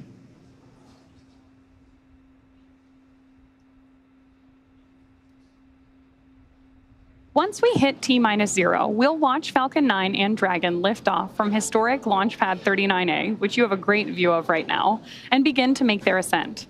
At about 43 seconds into flight, Falcon 9's engines will throttle down to help us pass through the period of maximum dynamic pressure on the rocket, or what we typically refer to as max Q. It's worth noting that once we hit max Q, the vehicle will be going supersonic, or faster than the speed of sound. Once we are through the period of maximum dynamic pressure, we can throttle up our Merlin engines again. From there, at about 2.5 minutes into flight, we have a series of 3 events that happen in rapid succession. First is MECO, or main engine cutoff. This is where all 9 Merlin engines shut off in preparation for stage separation. Stage separation is where the first stage detaches from the second stage, with the first stage making its way back to Earth for landing as the second stage continues on its journey with the third event. That's second engine start 1, or SES1, where the Merlin vacuum engine on board stage Expect 2. cloud venting from the vehicle in 30 seconds. Where the engine on stage 2 lights up and propels the second stage, along with our AX3 crew and Dragon, into orbit. As stage 2 heads towards its targeted drop-off orbit, stage 1 will execute 3 burns in order to make its way back to Earth. The first is the boost back burn, where 3 of the Merlin 1D engines will reignite and shut down. This heads the first stage back to Cape Canaveral. The second burn, or the entry burn, helps slow the stage down in preparation. Falcon 9 tanks are venting for the start of propellant load. Second burn, or entry burn, helps to slow the stage down in preparation for that entry back into the Earth's atmosphere. And about 90 seconds after Dragon gets into orbit, Falcon 9 will land back on Earth. The landing burn will bring the vehicle speed down rapidly in order to land back on land near the launch site about 8 minutes into the mission. And while that first stage is heading back to Earth, the second stage will cut off its Merlin engine that was ignited right after stage separation. Once this happens, we'll wait for confirmation of a good orbital insertion. Then, Dragon will begin preparations to separate from the second stage. About 3 minutes after the second stage reaches orbit, we should have a great view of Dragon with its 4-person crew drifting away from stage 2. Once Dragon is a short distance away, it will begin checking out its Draco maneuvering thrusters to make sure Dragon continues to increase separation distance from the second stage. The nose cone deploy sequence will initiate just before T plus 12 minutes and then finish around T plus 15 minutes. This will expose Dragon's docking mechanism in advance of its arrival at the International Space Station. For us, these Dragon missions are important for safely flying astronauts so they can conduct scientific research and other activities in space, but also because they are laying the foundation for the future where more people from more countries all around the world will have an opportunity to travel to space, whether it's low Earth orbit, the moon, Mars, or beyond. In the history of human spaceflight, less than 700 people have ever been to orbit. At SpaceX, we want to help create a future where not just hundreds of people, but thousands and ultimately millions of people can travel off Earth to live and work in space and on other planets. Last year, we flew 6 Dragon missions. This year, we could launch up to 8 missions, including 5 or 6 human spaceflight missions, and that's only going... Propellant load has started. All right, right now we just heard the call at Falcon 9 has begun loading its propellants, liquid oxygen, and RP-1 rocket-grade kerosene, so good news there.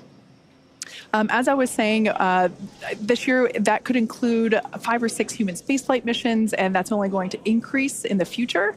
Thus far, we've only launched crew missions from Launch Complex 39A, which is what you see on your screen now.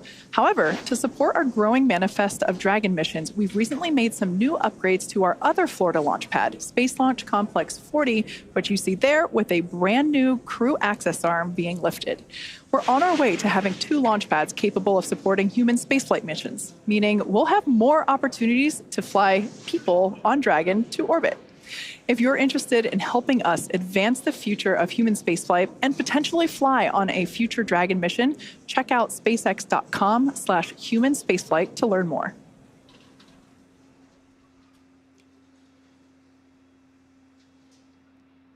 All right, so let's talk a little bit about the training that the crew has gone through in order to be ready for this mission. Altogether, the Axiom 3 mission crew spent about 35 days training inside Dragon, and crew members individually received additional training specific to their role, learning SpaceX protocols, ISS systems, and preparing for the science and outreach activities that they'll be conducting while in space. Private astronaut training is rigorous. To prepare the AX3 crew for their mission, our teams here at SpaceX have spent the last several months teaching the crew about orbital mechanics, how to live in microgravity, and running simulations of full missions from inside our Dragon training capsules. The training program includes nearly 100 different lessons covering all aspects of flight. And if you're thinking it's kind of hard to tell what's the true craning and what's the real capsule, that's true, because they're pretty much identical, and that's the point. The team also spent time at the launch pad, in the suit-up room, and working through emergency procedures that would be necessary in the unlikely event of a pad abort scenario. So let's take a further look at this crew in action. Exactly. The crew spent extensive amounts of training time in historic Building 9 at the Johnson Space Center, learning from certified instructors on all critical systems necessary to ensure a successful stay aboard the orbiting laboratory. The team even prepared for unlikely emergencies, like you mentioned, Kate, and learned how to provide first aid in a microgravity environment. Additionally, they learned how to prepare food and make selections for their meals, as well as learning other mission control positions and how mission control operates to better ensure that mission success during their flight. They also had a chance to familiarize themselves with the gear that will enable them to document their trip, their research, and help them connect with those back on Earth during their outreach events. ESA and JAXA also played a critical role in cruise training. Each module on orbit has its own nuances, so gaining insight into the specialties of their racks and modules is necessary, especially for this mission.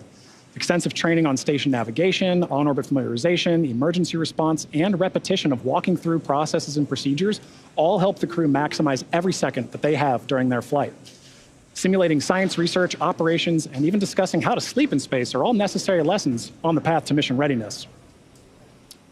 Now, the National Outdoor Leadership School, or NOLS, provides very unique Earth-based experience for many astronauts before they fly. This is really a bonding experience for the crew. It can't be overstated how much teamwork factors into every aspect of their flight together, and this training in particular aims to thoroughly establish that. They also focus on survival skills, resilience, leadership, equally as important as followership, and overall teamwork to ensure they really are more than just passengers on the same rocket. The camping and outdoor adventure provides a solid foundation for the team to build on throughout their training. NOLS was definitely a highlight of this crew's preparation and training, and you can hear it in their voices and see it on their faces when they talk about their bond with each other. Now, you can't truly experience flying into space until you fly into space. But some really unique tools have been developed to provide the closest experience possible. An altitude chamber can challenge the body with oxygen deprivation in a controlled and safe manner, while Stage 1 cryo-helium load has started. While human-sized centrifuges send the crew members for a spin to simulate the G-forces that they'll experience on launch and re-entry. It can be a bit nauseating, but it does help the crew know exactly what to expect on launch day. Now, at the end of it all, a mission patch is celebrated, and it is hung in a tradition since the earliest days of spaceflight. So fittingly, as AX-3 heads to the International Space Station, the crew had the chance to be present for the patch hanging ceremony of their mission patch in Building 9 on that module in Johnson Space Center. Spaceflight is a serious business, but moments of levity and celebration like this help everyone pause and reflect on the incredible accomplishments being achieved every day. No matter how many patches join a canvas like this one, each one is incredibly special because of the people who make it possible, the crew and those here on Earth supporting each mission. So now for more on each crew member's portfolio, we're going to send you out to the Kennedy Space Center with Sonia Gavankar-McKay, the Axiom Space Director of Digital Strategy, who is joined by Axiom's Chief Scientist, Dr. Lucy Lowe.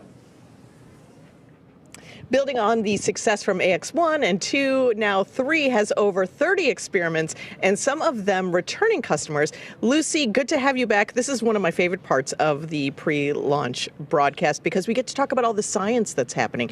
There's so much happening. It's over 350 hours of research, which is great. But do we think like this is going to help us here on Earth? Does it really? Absolutely. So everything the crew is doing, it has huge benefits, not only for spaceflight and advancing exploration goals for humanity, but a lot of the research they're doing is really based on benefiting humans down here on Earth, whether it's healthcare, medicine, different kinds of technology applications. Everything they're doing has really tangible benefits to science and technology back down here on Earth. If you had to summarize each of the country's portfolios, how would you do that? Italy, give me some words. They are doing some fantastic technical applications for the Italian Air Force, and they are doing some really advanced biomedical research as well with some of their companies that they're working with. Excellent. Turkey, it's all about bringing all of Turkey together. Exactly. Turkey has a truly national portfolio. They have everyone across the country getting involved, from researchers at universities all the way down to school children. ESA and Sweden, what's their portfolio looking like? ESA has a very strong focus on research for advancing technology for exploration. So they have lots and lots of really cool technology demonstrations that are going to help human exploration in space in future. And tech demos as well. Do you as chief scientist, is that tech demos a different thing, or is it then research, or all part of the same wonderful pot? They're very much part of the same pot. So all the technology demonstrations that take place are built on a lot of research, and they often feed into future research that will take place to keep crew safe or to benefit human health here on Earth. Okay, so let's dig in a little bit deeper, starting with Italy. They have the ISOC services for the ISS. Tell me a little bit more. Yes, so this is a project from the Italian Air Force, which is the Italian Space Operations Center, where they've developed some software that's actually going to be analyzing debris in space. Which is a huge problem. It's a huge problem. We need to know where stuff is going and stuff is flying so that we can make sure that the space station is out of the way of those kinds of impacts. So that software is also going to be doing some space weather forecasting to help keep crew safe in future. Space weather forecasting? Yes. Looking at different kinds of space weather from solar flares, for example, that can actually release damaging radiation that can not only damage human cells, but can also damage the electronics in a spacecraft. So you want to avoid that when you can. Makes sense. Beta amyloids aggregation updated. Yes. This is about Alzheimer's research. Exactly. So beta amyloid is a protein that aggregates together. It forms clumps. It forms amyloid plaques that are found in the brains of humans with Alzheimer's. If we can understand how those aggregates form better, which we can use microgravity to really investigate that, then we can gain insights into Alzheimer's disease and how this terrible neurodegenerative disease can form, or potentially how we could even treat it. And you talked about that weather forecasting, which is part of radiation. That's a big part. So briefly tell me about the Italian portfolio with radiation research. Exactly. So they have got some light ion detector hardware that they have built that is going to be analyzing the real-time radiation risk from this kind of space weather. And we also have some companies that have got some advanced materials that they've developed that is designed to shield from some of this radiation in future. Okay, let's talk about the country of Turkey's research portfolio, the Turkish Space Agency, otherwise known as TUA. They have 70 types of diseases that they're going to be researching with AI technology? Yes, so they have a really cool project called Vocal Cord, which has developed, it's an easy-to-use telemedicine application where the crew actually cough or speak or make vocal noises into an iPad for recordings, and the AI software is then actually able to analyze that and can be used to detect or diagnose infectious diseases, potentially even cardiovascular diseases in future. Wow. Very cool. Partnerships are a big deal with Axiom Space. All of these countries are partners with us, and Turkey is working with JAXA on one of their research projects. Tell me about that one. Exactly. So they're working on a very cool project using the JAXA's electromagnetic levitating facility, where they are melting and then re-solidifying some metal alloys in a way that the metal alloy floats in space. Wow. So which helps us understand more about the molecular structure of these alloys and helps us understand more about materials research that we can then take that knowledge and apply that to industry back down here on Earth. And ESA in Sweden, looking way into the future. Their research is focused on humans in long-term space situations. Tell me about their research projects. Exactly. So one of their projects is called Orbital Architecture, which is a really fun one. They're investigating what the effect of the very busy and crowded environment of the International Space Station is, not only on crew cognitive function, but also on the crew's stress responses and also their neural responses. So yes, as you can see, that the ISS is very, very busy up We there. were talking about that. It seems very crowded. It's very crowded. So this investigation is going to be understanding in different parts of the space station. For example, if you look out the window, if your stress response goes down, do you then perform better in space? And how can we then apply those technologies not only for future spaceflight, but also for engineering and building design back down here on Earth? There's also a great one on Simon. Now, my question is, Simon, is it more like HAL or TARS? So it's a bit more like TARS because I'm a big fan of The Martian. But so Simon is the crew interactive mobile companion. Here he is flying through space. So this is an AI-guided tool that is free flying on station that can help crew with tasks while they're up there. So it's actually going to be helping Marcus do a physical sciences investigation for ESA while he's up on station. Awesome. Thank you so much, Lucy. And I look forward to hearing about the post-experience and post-mission research findings. Thank you so much. Always fascinating. Back to you all at Hawthorne. John, how's it going out there? It's going great, Sonia. Thank you very much for that. You know, hearing all that different research really kind of cements how important and unique each mission is, right? Each mission has its own suite of research. It has its own crew that makes up that mission. And mission patches really are a way of showing that symbolism and showing how unique that is, right? So they end up everywhere. There's one in that Dragon capsule. There's a few in that Dragon capsule now, I think, right? Oh, yeah. But they end up in white rooms. They end up on orbit. They end up on laptops and notebooks. It's a very big deal for crew to be central in helping design this patch because it's such a lasting mark of their dedication and hard work. And the AX3 crew has put their mark on spaceflight history with the AX3 mission patch. All 4 astronauts are highlighted by their names, a star, and unique graphics for each nation that they represent. With the commander, Michael Lopez Alegria, holding dual citizenship, 5 national flags mark the top edge. The destination, the International Space Station, is the anchoring element in the middle. And interesting to note, the ISS resembles pilot's wings. So it should be no surprise, given that all 4 members are indeed pilots. Along the bottom of the patch, we see the mission's motto, the phrase plus ultra, in Latin meaning further beyond. So together, all of this builds on the mission's theme of exploration and its slogan, exploring further without borders. Yeah, like you said, they do end up everywhere. My personal favorite place is there inside the capsule. There's 2 patches in there, one from the Crew 4 mission and one, of course, from the AX2 mission, which also took this capsule to space. So I think it's safe to say that we're going to be flying so much that we are going to potentially run out of space for patches. You put them on the back of the seats, maybe? Yeah. Now, the SpaceX teams have teams all across, or SpaceX has teams all across the country supporting our missions in key roles, and they're in key locations such as our mission director, our core or crew operations and resource engineer, which you see there on your screen now. And these people are very important.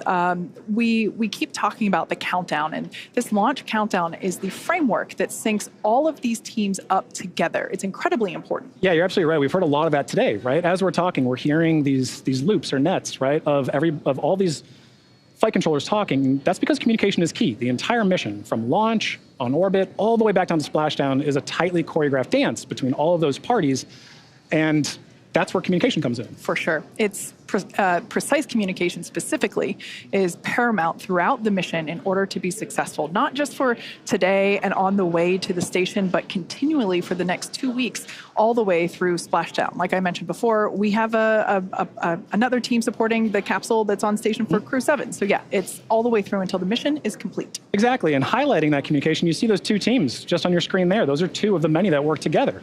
So to help facilitate that comm, Axiom Space is connected with that entire network of participants through MCCA in Houston, our mission control center at Axiom headquarters. That's what you see on the right there. And from SpaceX, NASA, and other international space agencies and researchers, we can talk together. So there are teams monitoring and participating in this mission around the world, including mission controllers in Japan and across Europe. When you all add it up, it really is a truly international endeavor. Yeah. Now, speaking of international, let's check back in with International Space Station Mission Control Center at NASA's Johnson Space Center. Courtney, how are things looking over there? Hey, Kate. The space station team here in Houston is focused on the critical systems on the station, all continuing to function as expected ahead of launch.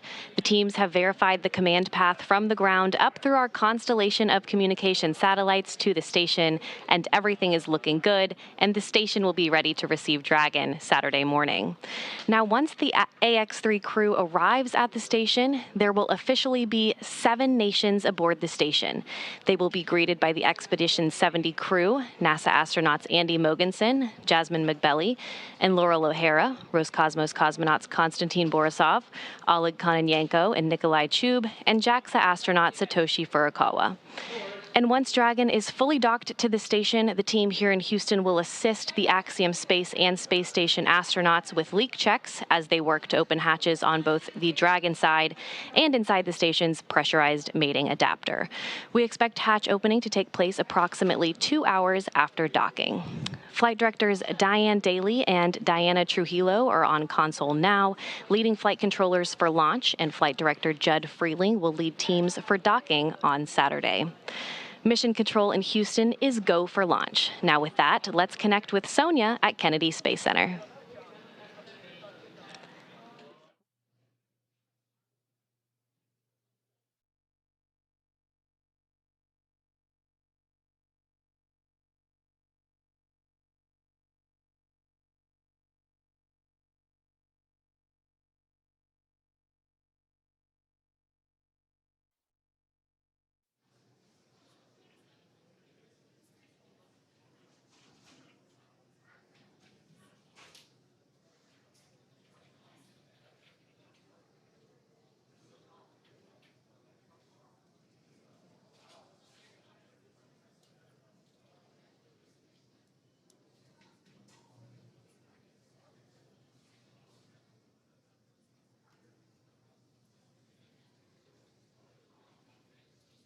All right, for those of you that have recently tuned in, we are now within 20 minutes until the launch of AX-3 to the International Space Station. Officially, T-minus 18 minutes on the dot.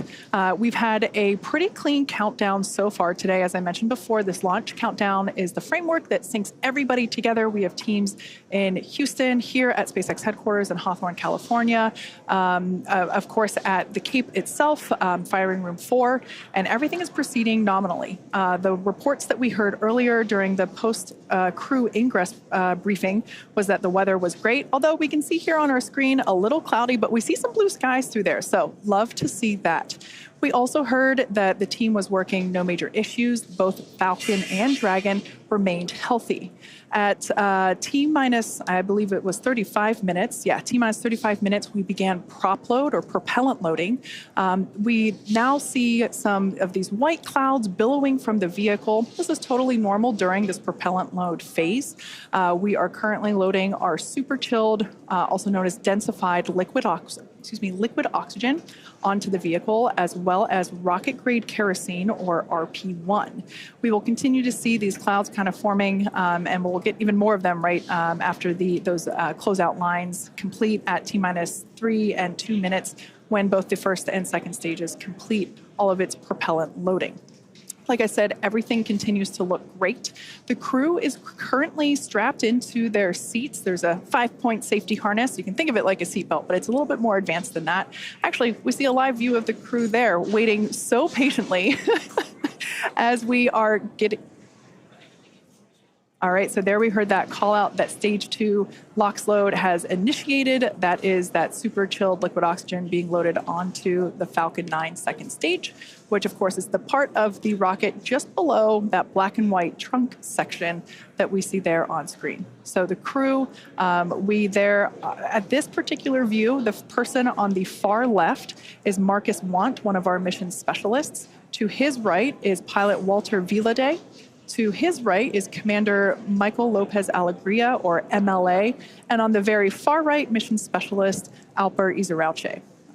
Fun fact for today's flight, it is the first time that we have a repeat flyer on Dragon. That's Commander MLA. He flew on the Axiom 1 mission, and it's so exciting to see him flying once again in Dragon today. He's pretty much an expert at this point. Yeah.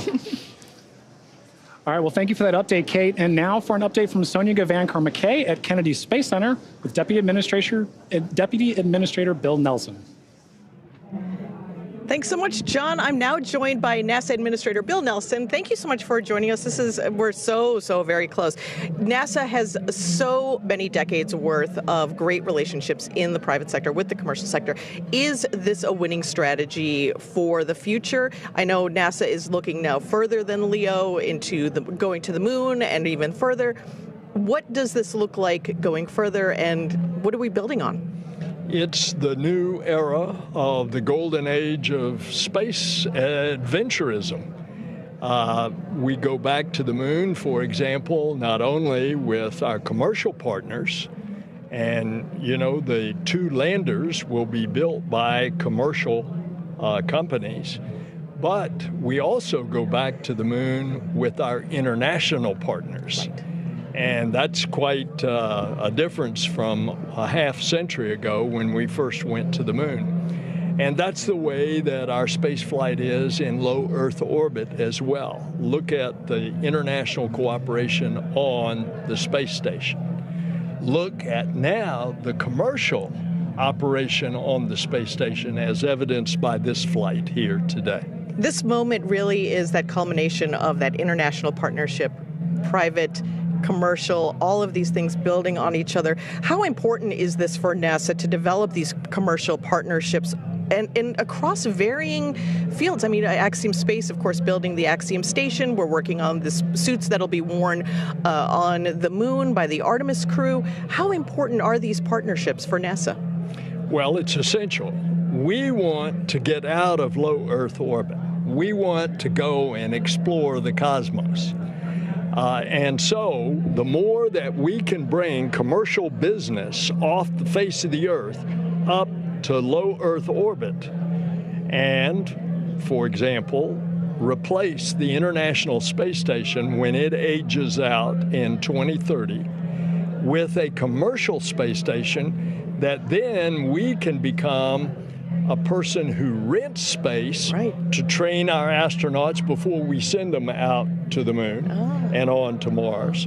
Or the business aspect, pharmaceutical research, pharmaceutical production, all kinds of different research utilizing the properties of microgravity in space. So you're seeing the Axiom Station as an expansion of the area that is available to do this work, and this dynamic shift between NASA and organizations like Axiom Space really offers something new to the landscape. This really is the next golden age, isn't it? Well, and Axiom is one of several that are now, with incentive money from NASA, building their concepts of a space station for low Earth orbit. And I am certainly hopeful that they are going to be successful, and that increasingly as they do research in space, they're finding out that there's a business case in order that they can actually have a profitable business. Well, that's what we're looking forward to, and we're looking forward to just this great moment as we build these partnerships, these relationships. Thank you so much for having us here and for being part of this broadcast and sharing this wonderful moment for all of our organizations, SpaceX, Axiom Space, NASA, working together as usual, right? Thank you so much. Thanks so much, Senator. Thanks for joining us. Go AX3. Go AX3, that's right. As we charge towards terminal countdown to launch, Michael Lopez Alegria, today's commander, has a special message for his crew. Let's take a look. Man, I am excited. We are getting very close. As we get to these last few minutes, I want to make sure we take a second to thank the training teams that got us here, that prepared this very professional team of astronauts to go to the International Space Station on this very historic mission. First, the NASA teams, both at Johnson Space Center in Houston and at Marshall and Huntsville, Alabama. Then to our international partners, ESA at the European Astronaut Center in Cologne, Germany, and Scuba near Tokyo in Japan. And the Axiom team, whose help really was important when it got down to training for all the payloads that we'll be doing, over 30 experiments, as I think you've heard. So we're excited and very thankful to all those guys, but last but not least, to the folks in whose very capable hands we find ourselves right now, that's SpaceX. Thanks to everybody. Without you, we couldn't have been here. Now let's go do it.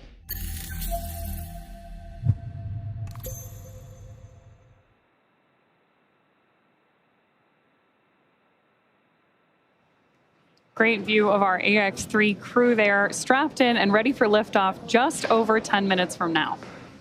Dragon SpaceX, confirm crew displays are configured for launch.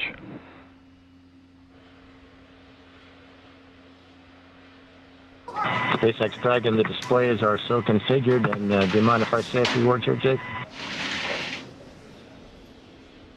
MLA, I do not mind at all. You've got the floor. So first I want to thank our partners who had the vision and the conviction to help Axiom open access to humans to low Earth orbit, and they are the Italian Air Force and its various ministries of its government, the Space Technologies Research Institutes of Turkey, TÜBİTAK, and the Turkish Space Agency and its ministry, as well as the Swedish National Space Agency in tandem with ESA. And I also want to thank the team.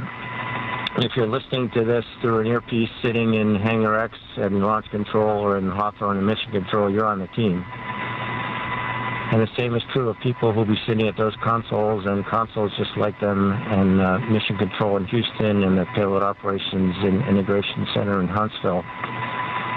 Same is true for all the trainers that helped us get where we are today with the crew ready to launch. And of course, the engineers, technicians, managers, and executives who, over decades, designed, assembled, and are now operating the most complex vehicle in the world that we have the privilege to go visit. Same is true for the visionaries who conceived and developed this amazing rocket that we're sitting on and the beautiful and capable capsule that we're sitting in. And if you're in the Rescue Ops Center, you guys are on the team. And of course, so are our friends and families who have given us their love and support from the very first step of this journey. And last but not least, the team at Axiom Space, the people who have poured their blood, sweat, and tears into this. To the four of us that are lucky enough to man the good ship Freedom at this point, are humbled to be on the team. We're grateful to our teammates, and we are go for launch. Plus ultra. Copy all, Mike. As we just ticked through T-minus 8 minutes, I'll let you know you've got a whole bunch of people rooting for you here and indeed all over the world. Godspeed, Axiom 3.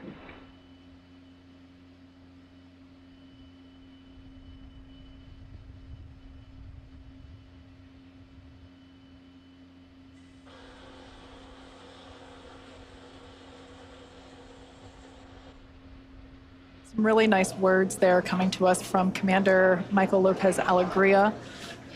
We are now approaching 7 minutes until liftoff of the AX-3 crew. The next event that we'll hear is that Stage 1 engine chill has begun. Engine chill has started. And just on time, that call out tells us that we are now flowing a little bit of the super chilled liquid oxygen through the engines, through those turbo pumps to help bring the temperature down of that hardware. This helps us to reduce any chance of thermal shock whenever the full flow of that super chilled liquid oxygen flows into the engines.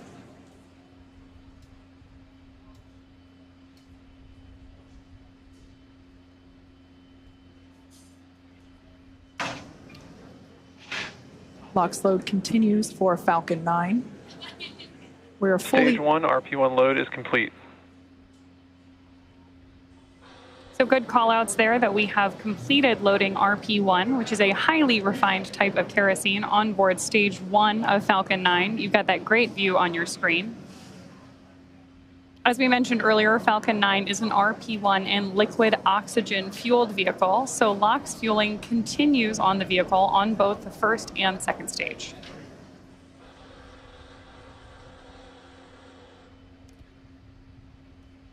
Blue skies there at the launch site. We're launching out of pad 39A at Kennedy Space Center.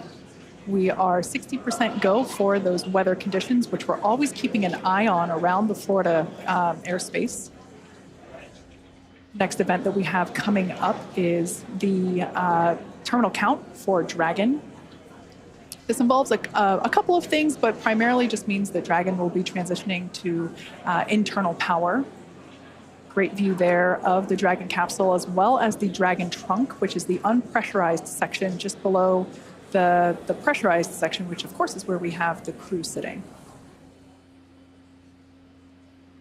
Propellant remains underway. We are completely loaded with all of our RP1, that rocket grade kerosene. We're still underway. Falcon 9 tanks are pressing for strong back retract.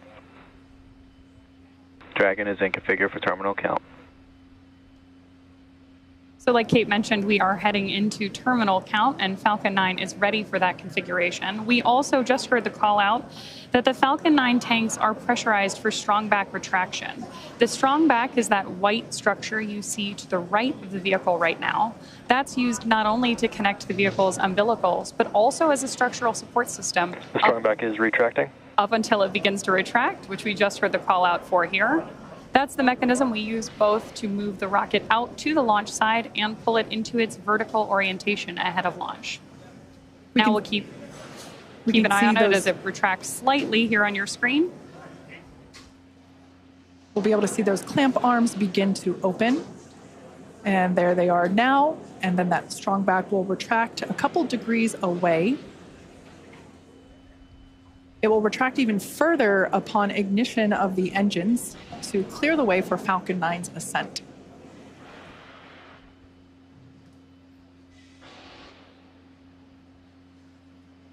As I mentioned before, RP1 is completely loaded onto the vehicle. We're still loading liquid oxygen onto the first and second stage. And obviously some happy cheers as the crowd is growing outside of Mission Control Hawthorne, as you see there on your screen. It's always awesome to have an astronaut launch, but especially one during the day.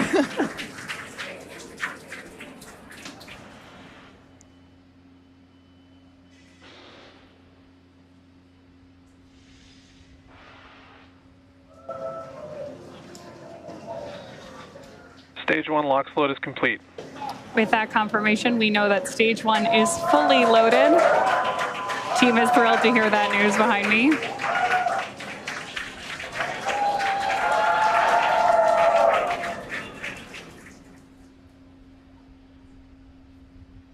At liftoff, stage 1 combined between that RP1. Dragon is in terminal count and is on internal power.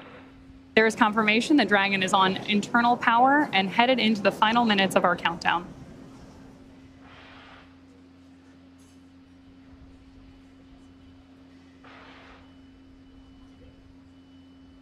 As I was saying earlier, at liftoff, Falcon 9 will be burning nearly 700 gallons of fuel per second. Great views there, too, of our crew inside Dragon, awaiting liftoff just over 2 minutes from now.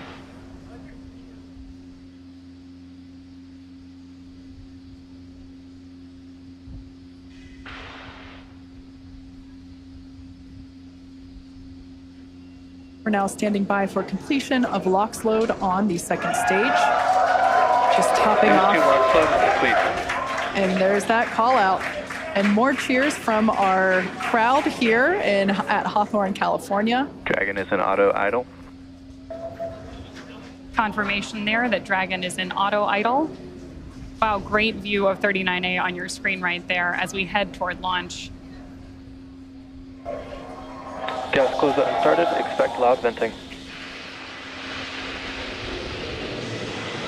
Call out to our crew there that loud venting is expected.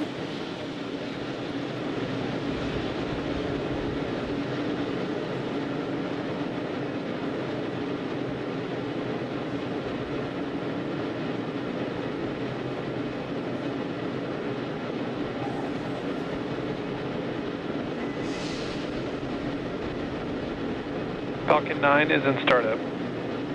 There's that Dragon is in countdown. confirmation that Falcon 9 is in startup and Dragon is in countdown, which means that the vehicles are now controlling the final seconds as we lead up to liftoff. Dragon, SpaceX, go for launch. And there's confirmation from our flight director. Go for launch. We are go for launch. T-minus 30 seconds.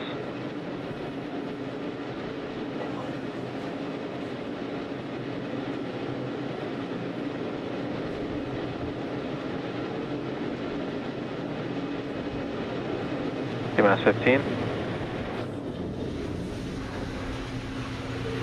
10, 9, 8, 7, 6, 5, 4, 3, 2, 1.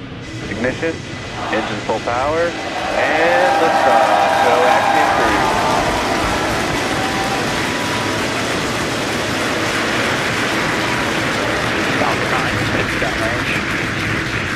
Further beyond, opening the door for more to follow. Godspeed AX3. Stage 1 propulsion is nominal.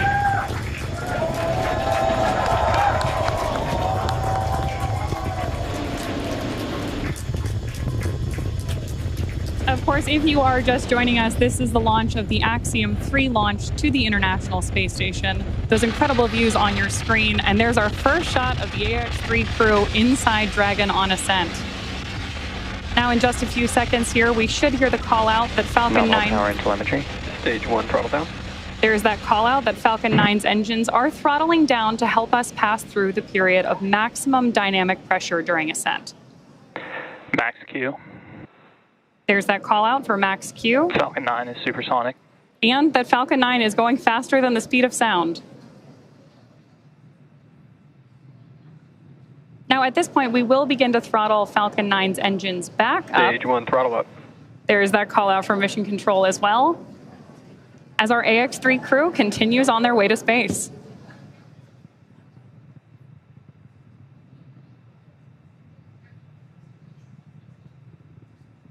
We're now T plus 1 minute and 32 seconds into flight.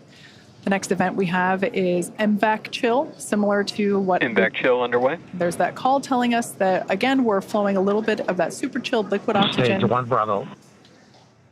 Copy 1 Bravo. That call there was one of the abort mode callouts that the crew is calling out as they are making their ascent on Falcon 9.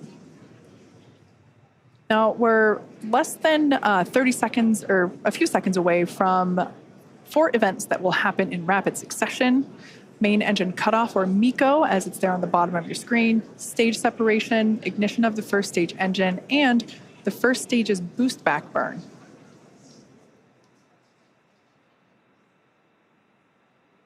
Stage 1, throttle down. That call telling us that the engines are beginning to throttle down. MECO. Stage separation confirmed.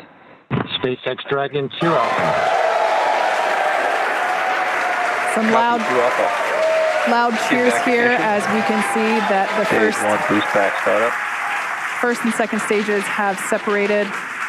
A beautiful view there. The brighter light is the second stage under power of the MVAC engine. That first stage booster is now heading back toward the Florida coast. One thing I love about daylight launches is we're going to get some amazing views. We should be able to see the Space Coast come back into view as the first stage gets closer and closer to landing zone 1.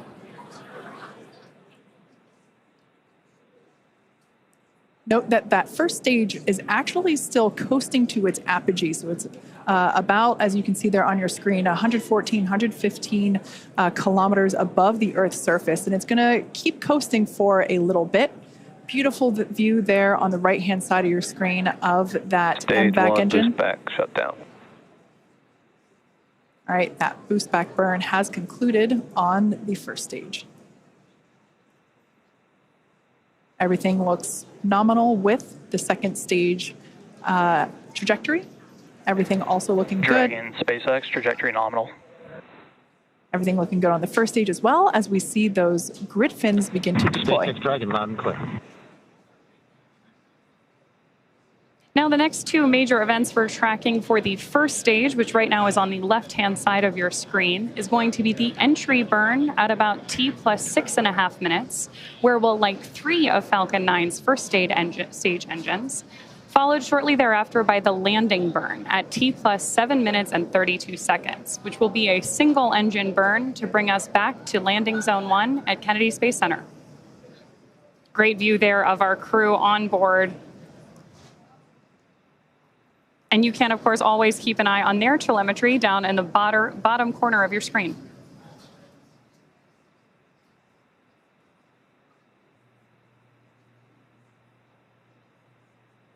At this point, we should be just about 1.5 minutes away from that entry burn start. SpaceX, trajectory nominal. Good call-outs there that we continue on a nominal trajectory with Dragon. SpaceX Dragon, we copy. And acknowledgement from the crew. These are incredible views on your screen right here. Again, the left-hand side of your screen is stage 1, making its way back to Florida. And stage 2, you see that MVAC engine burning, taking our AX-3 crew to orbit.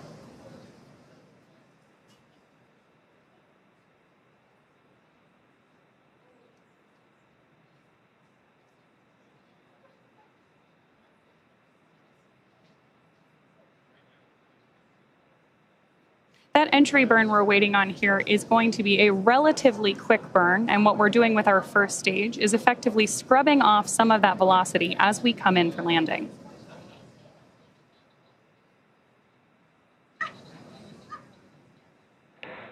Dragon, SpaceX, trajectory nominal. That's a nominal trajectory for Dragon as we continue to orbit. Dragon, we copy. Again, confirmation from the crew. And we are expecting about 2.5 more minutes from that second engine burn.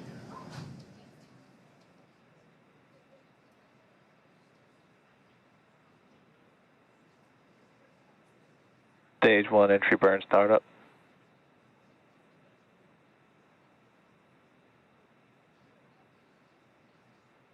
Stage 1 entry burn shutdown.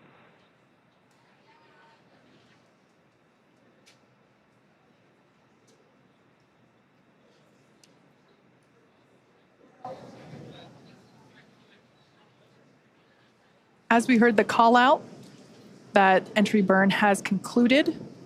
The next burn will be the landing burn. As I mentioned before, we're heading back to landing zone 1. We're going to come through the clouds right now.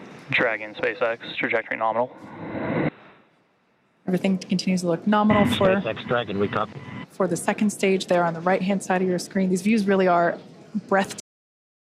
Such clear, crisp views of both the first stage on the left and the second stage on the right. Right through with these clouds should be our first view. Once again, there it is. Just like magic, we see landing zone 1. Crowds cheering here at SpaceX Mission Control Hawthorne as we tune in to see if we stick the landing.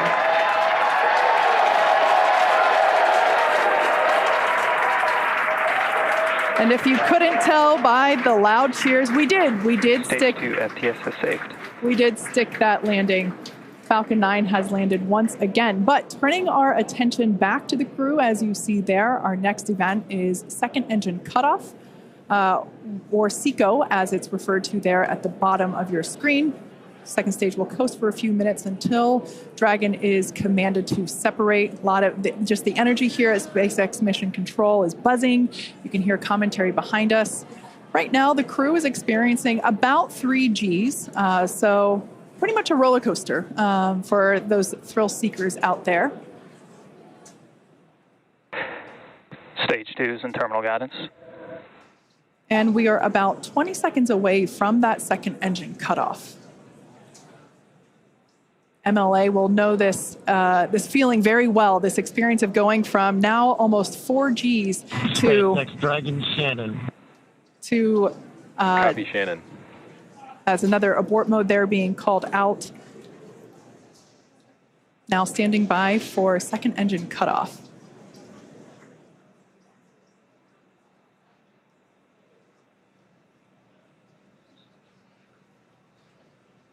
Invex shutdown.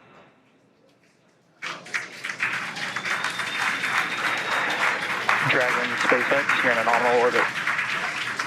There we heard those call outs of second engine shutdown and nominal orbital insertion.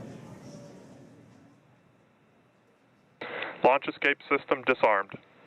And the disarming of our launch escape system. That, of course, means that our AX-3 crew is getting their first experience here in microgravity.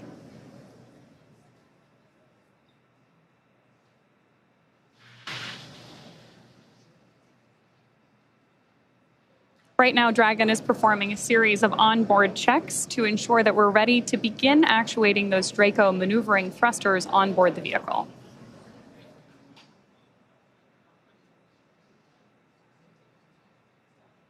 Now, as we prepare for Dragon separation, we should have a great camera view here in just a couple of minutes. Oh, wow, and beautiful views of the Earth, and our MVAC engine up there in orbit as well.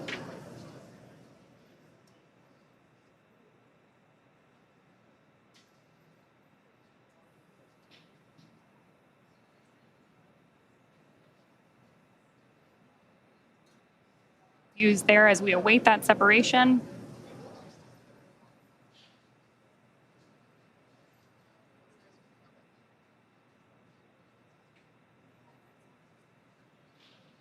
Absolutely incredible images that we are getting back from up in space as we await Dragon separation in just about a minute.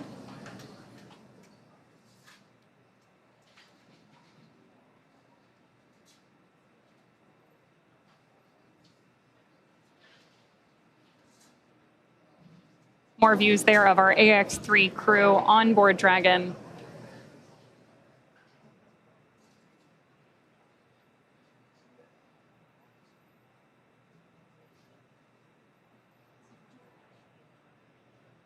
We are now just about 30 seconds away from that anticipated Dragon separation.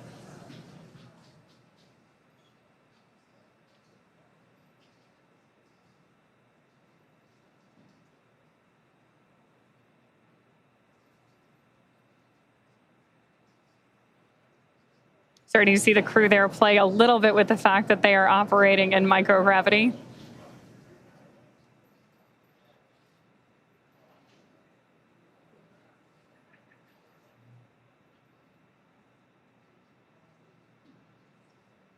And a great shot of mission control here in our headquarters at Hawthorne, California.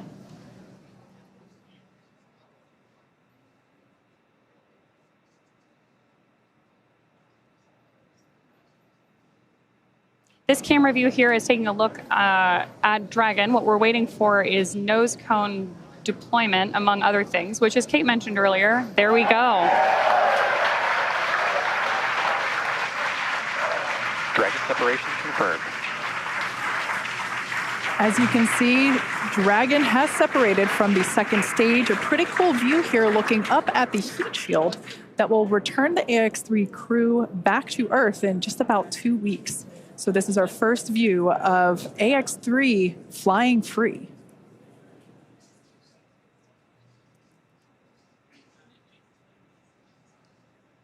The next physical change that we will see will be the deployment of the nose cone. That will take... Dragon, this is the SpaceX Falcon team. We want to congratulate you on a great ride to orbit. I think you're demonstrating the ultimate in reuse, a reused Commander, a reused Dragon, and a reused Falcon. Or maybe flight experience is a better word. Enjoy space. And Axiom 3. No, Durston. As I was saying, it's a team sport. Thank you, guys. And Axiom 3, this is your launch director here. Walter, Alper, and Marcus. Congrats, welcome to your first flight on Dragon.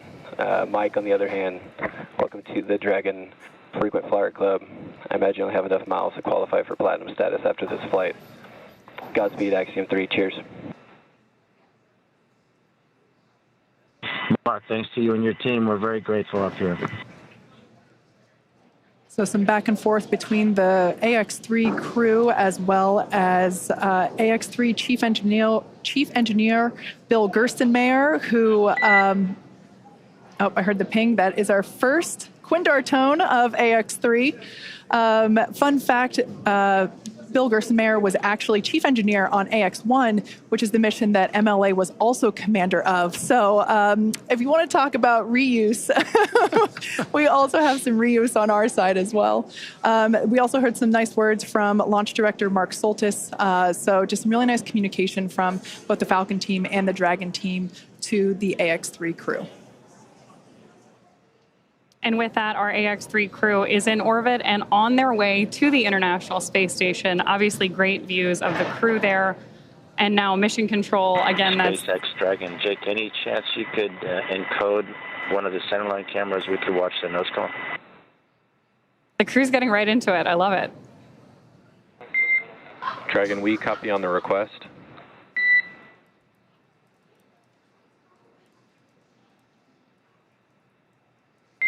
And Dragon, we expect that will automatically happen in the state machine here imminently.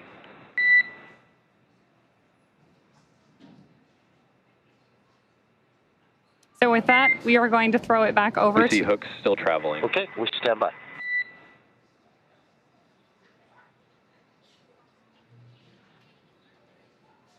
Great views there of our crew, again, on their way to the International Space Station. And already getting right down to the business of operating Dragon.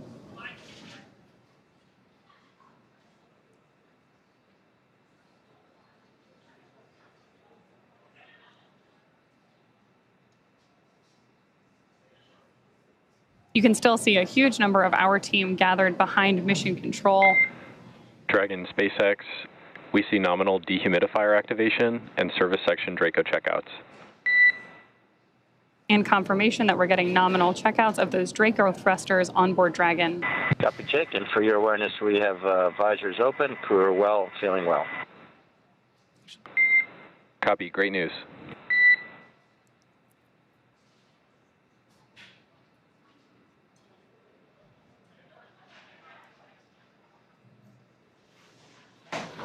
So for those of you that have just recently tuned in, AX-3 is in space. The crew is experiencing their first taste of microgravity.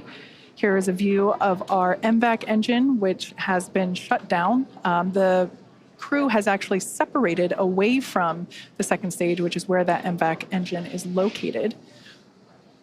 We are standing by for nose cone deployment. This takes a few minutes to complete as there are 2 sets of hooks that need to be opened independently of each other.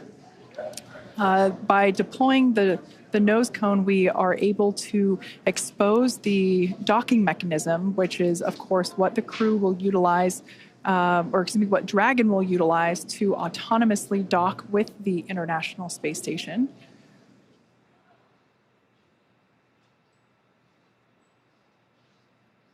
Overall, it was a pretty smooth flight all the way through countdown to liftoff. We're now approaching 17 and a half minutes into flight.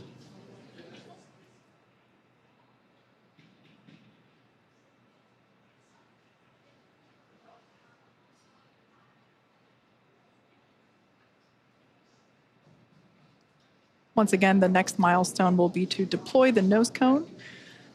This is basically the last physical change that Dragon will undergo in order to begin its journey. Well, not really begin, it's already on the way, but in order to be ready for its approach to the International Space Station.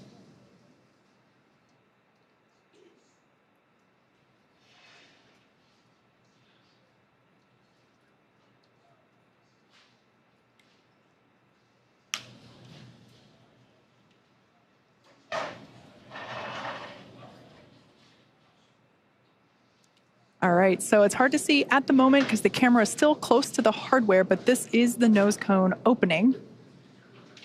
Slow and steady wins the race. Of course, when you're in space, every action has an opposite and equal reaction. So for very good reasons, we don't just fling the thing open. It's very slow and steady. Again, this allows us to expose the docking mechanism, the hardware that will be utilized to dock with the International Space Station. That hatch, which is the forward hatch, will then be opened, and that's how the crew will get in and out of Dragon while it is up at the space station for the next 2 weeks. So that side hatch, which is where we saw the crew, or technically they were already in by the time that we started our broadcast, but the crew did ingress Dragon today, just a couple hours ago, through that side hatch. That remains closed. That won't open again until they are safely back on Earth on our recovery ship. So this nose cone that we see here slowly being opened is basically opening the first part of a multi-system door for them to get in and out of the International Space Station. I mentioned before that docking is autonomous. That means that Dragon does the steering itself. Our pilot, Walter Villaday, has the training and the capability to take control if necessary, but nominally speaking, Dragon flies on autopilot. It does the thinking and the calculation itself, which at the end of the day is ultimately much safer than human steering, as there's more, humans are prone to error because we are human. So that's a live view there of SpaceX Mission Control Center here at SpaceX headquarters in Hawthorne, California. It is in the middle of our workday, so of course, many folks have returned to their positions, their desks, their job, and they are continuing to do what we do best, and that's build spacecraft and rockets and send people to space, just like we have done today. So with that, let's check in over with Courtney, who is standing by at the ISS Mission Control Center in Houston. Courtney, how are things looking over there? It's over to you. Hey, Kate, everything is great. What a beautiful launch today. And with today's successful launch of AX-3, the teams at NASA's Johnson Space Center will be monitoring Dragon's flight to the International Space Station over the next 36 hours. NASA's role in this journey really kicks in at a period called Integrated Operations, where Dragon is much closer to the station. At this point, NASA, SpaceX, and Axiom Space teams are all in lockstep to get the crew safely docked. The teams here are preparing for a docking docking of AX-3 to the station on Saturday morning. For now, that will be it from us in Mission Control Houston, and we'll be back with you Saturday for docking. And for now, we'll send it back to you, Kate and John. Thanks, Courtney. And we did hear that we had nominal opening of the nose cones, so that is great news. Yeah. Now, over the next 30 hours, 30 plus hours really, Dragon will execute a series of burns to gradually raise and line up the AX-3 crew for docking with the International Space Station in what we refer to as the activation and rendezvous phase of the mission. In just a few minutes, the crew will change out of their spacesuits and get a little bit more comfortable for flight, and something that would be my favorite part, enjoy their first meal aboard the spacecraft. Over the course of their flight, they will have a rest period that will last for about 8 hours. Before they arrive at the space station, we will have 2 potential opportunities to chat briefly with the crew on orbit, one around 3:15 p.m. Pacific and another around 6:20 p.m. Pacific. Dragon SpaceX, environments look good for suit doffing, and the cabin camera is soon to be configured. You're go for suit doffing. Copy, we'll put 4.012 in work. All right, so that call out there just saying that the crew is clear to take off their suits. As I had mentioned, they're able to get a little bit more comfortable for the upcoming journey.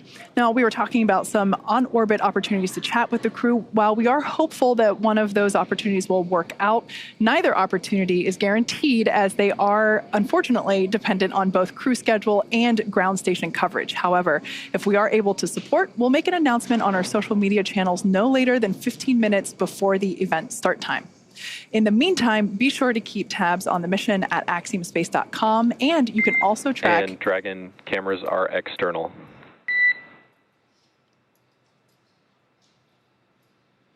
You can also track Dragon's flight on spacex.com/launches. Right, like you mentioned, Kate, even if we aren't able to talk live with the crew, we will continue to provide updates on the mission across our social media channels. And then, as Dragon and the AX-3 crew approach the International Space Station early on the morning of January 20th, we will pick back up with our live joint coverage of the AX-3 crew's docking to station with NASA. So please keep an eye on Axiom and SpaceX social channels for updates, as there will be plenty of incredible moments to share with you over the course of their mission. So from all of us at Axiom Space, thank you SpaceX, thank you NASA, and thank you for tuning in. This is just the beginning, and we hope to see you soon.